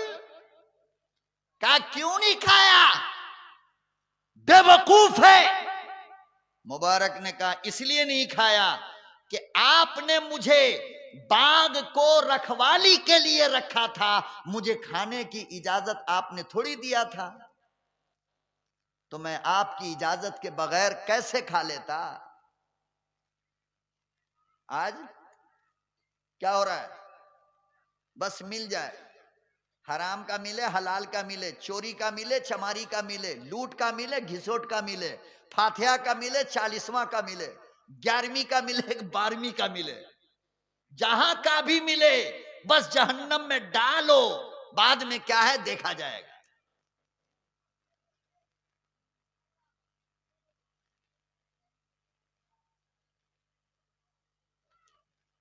कहा कि आपने मुझे बाग को देखने के लिए रखा था, फल खाने की इजाजत तो नहीं दी थी ना, मैं किस तरह आपका फल खा लेता। अब देखो, जब अल्लाह से डरा तो क्या हुआ?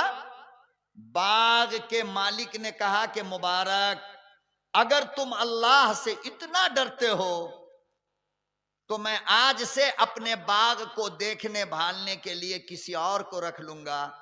तुम चलो मेरे शाही मगर महल के बगल वाले कमरे में रहना और बस अल्लाह अल्लाह अल्लाह करते रहना। रहा मसला तनख्वाह का, तो अब जितना तुमको देता हूं उसका डबल दूंगा, सुभान अल्लाह। उसका डबल दूंगा। मेरे रब ने यही कहा था, वमन यत्तकिल्लाह यजअल लहू मखरजा वयरजुकहु मिन हैसु ला यहतसिब। मुझसे डर, मैं तेरे रिज्क का इंतजाम ऐसा करूंगा कि तू सोचा भी नहीं हो। मगर डरोगे तब ना अल्लाह से, हैं? रोजी रोजी रोटी रोटी, ए पागल, ये अल्लाह के हाथ में है। किसके हाथ में? तुम बस कोशिश करो और अल्लाह से डरते रहो। कोशिश करो अल्लाह से। अल्लाह ऐसे ऐसे दरवाजा खोलेंगे ना, तुम परेशान हो जाओगे, समझ नहीं पाओगे अल्लाह कहां से आ गया है, अल्लाह कहां से आ गया है।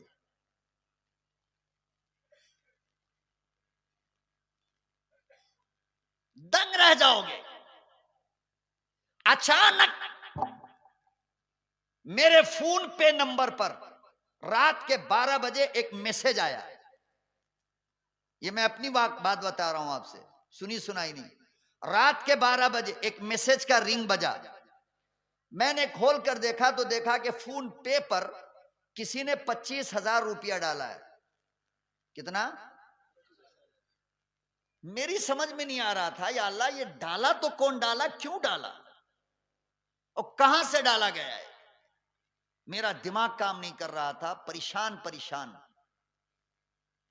मौलवियों को फंसाने के लिए भी तो डालते हैं ना लोग।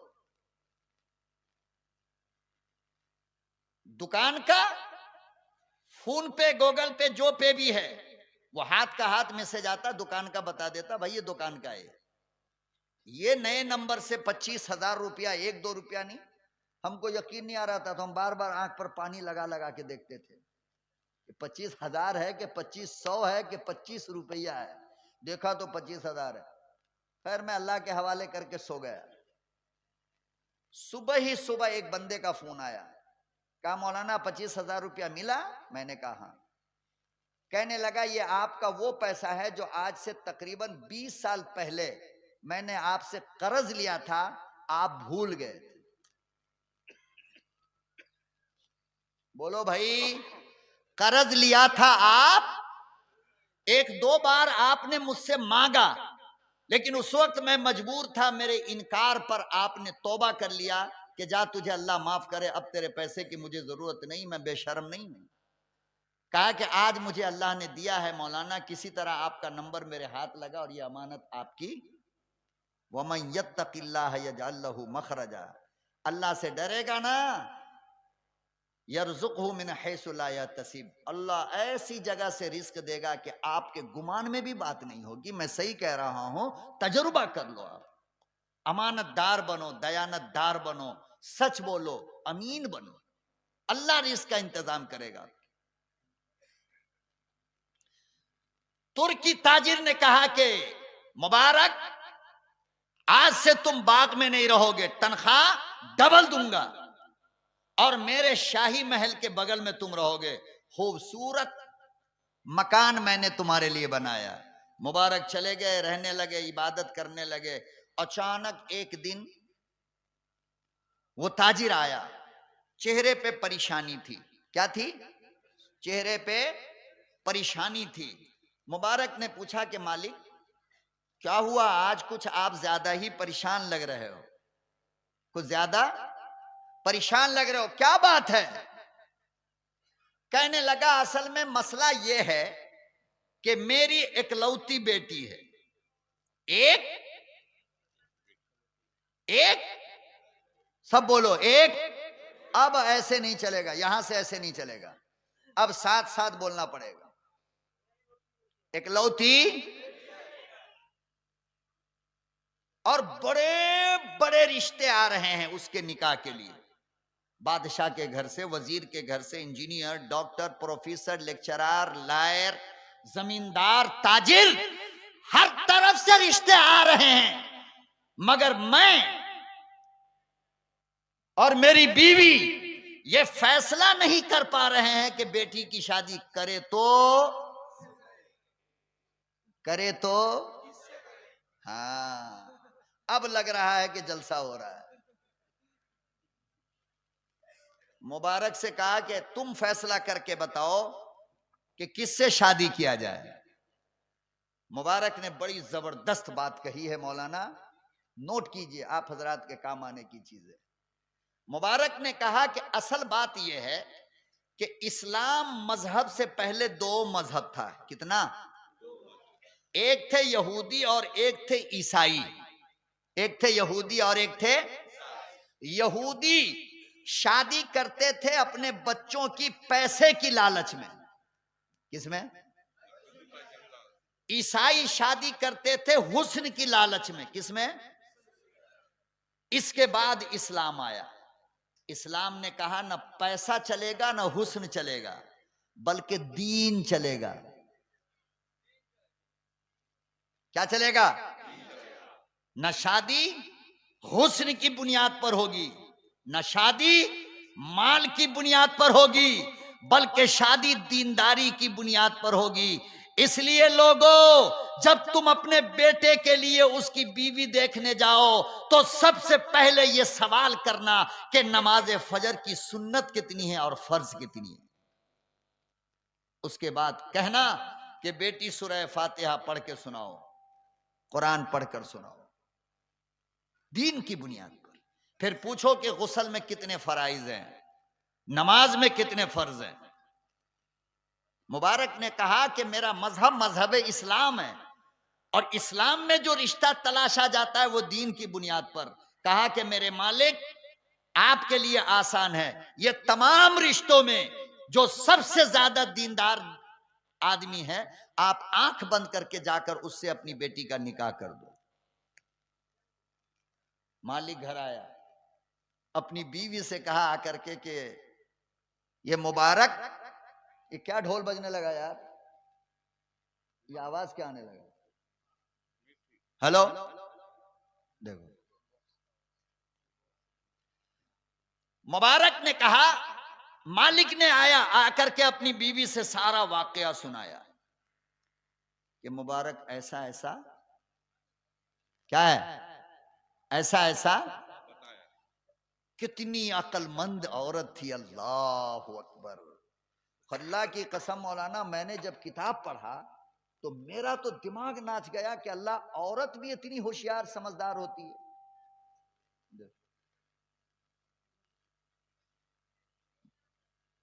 परेशान हो गया। जानते हो औरत ने क्या कहा? औरत ने कहा कि अगर मुबारक ने यह बात कही है कि बेटी का रिश्ता दीन की बुनियाद पर होगा और दामाद का सिलेक्शन दीन की बुनियाद पर होगा, तो जाकर के मुबारक से कह दो कि मेरी नजर में इस वक्त अल्लाह की जमीन पर मुबारक से ज्यादा दीनदार कोई नहीं।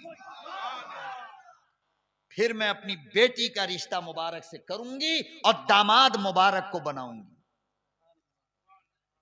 वमन यत्तकिल्लाह यजअल लहू मखरजा व यरज़ुक़हु मिन हैसु ला यहतसिब। मुबारक, अगर तूने चोरी करके उस बाग का फल खा लिया होता, आज तू बादशाह का दामाद नहीं बन सकता था।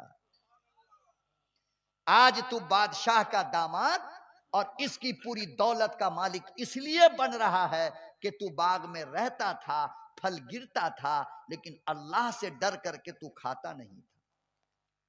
तो अल्लाह ने तेरे लिए दरवाजे, अब उस बाग का मालिक होगा। क्यों? इसलिए कि उस मालिक के पास न कोई औलाद है न कोई बेटी है, जो है सब बेटी का। किसका? मालिक गया और जाकर के मुबारक से कहा कि आप ही के बात के मुताबिक, जैसा कि आपने कहा, मेरी अहलिया ने यह फैसला किया है कि आपसे ही अगर रिश्ता हो जाए तो बेहतर है, क्या आप मेरी बच्ची से निकाह करोगे? कहा बिल्कुल, कोई बात नहीं। निकाह हो गया। क्या हुआ? अब सुनो असल मजे की बात। अब देखो, निकाह के बाद एक लड़का पैदा हुआ उस घर में। अब वो लड़का जो पैदा हुआ तो आंख खोला तो देखा, अल्लाह, दौलत ही दौलत, दौलत ही दौलत, सोने का चमचा मुंह में लेके पैदा हुआ है। अब बाप के मरने के बाद कौन होगा मालिक? यही ना। तो दौलत के नशे में आवारा बन गया। क्या बन गया? शराब। जुआ, बड़े बड़े गुनाह करने लगा, बड़े बड़े गुनाह। पैसे थे ना, पैसे का नशा बहुत खराब होता है, अल्लाह ना किसी को दे, बहुत खराब।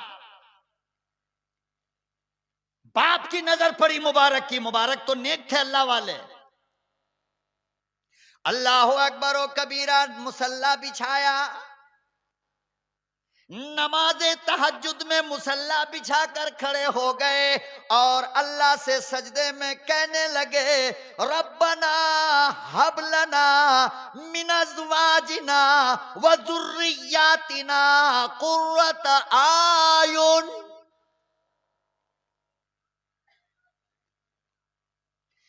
मेरे परवरदिगार मुझे ऐसा बच्चा अता फरमा, मेरे बच्चे की हालत ये कर दे जो मेरे आंख को ठंडक पहुंचाए। मुबारक रोता जा रहा है, अम्मी रोती जा रही है, दुआ करती जा रही है। नौजवान की आंख खुल गई,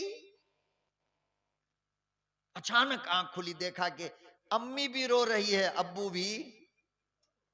आए, सुबह में उठा नौजवान और अपने बाबा से कहा कि बाबा मुझे इतना पैसा दे दो, मैं तिजारत के लिए बाहर चला जाता हूं। बाप ने पैसे दिए तिजारत की गरज से, 12 साल के बाद वापस आया। कितने दिन के बाद? इतनी बड़ी बड़ी दाढ़ी थी। मुबारक दरवाजे पर आए, कहा कि बेटा वो जो पैसा लेकर के गए थे तिजारत के लिए, तो तुमने क्या किया? कहा अब्बा बहुत सौदे का तिजारत किया। कहा क्या किया? तो कहा कि अब्बा आपके उस पैसे से मैं मदरसे में दाखिला लिया और आज मैं मौलवी होकर आया हूं। क्या होकर? आलिम बन करके आया हूं।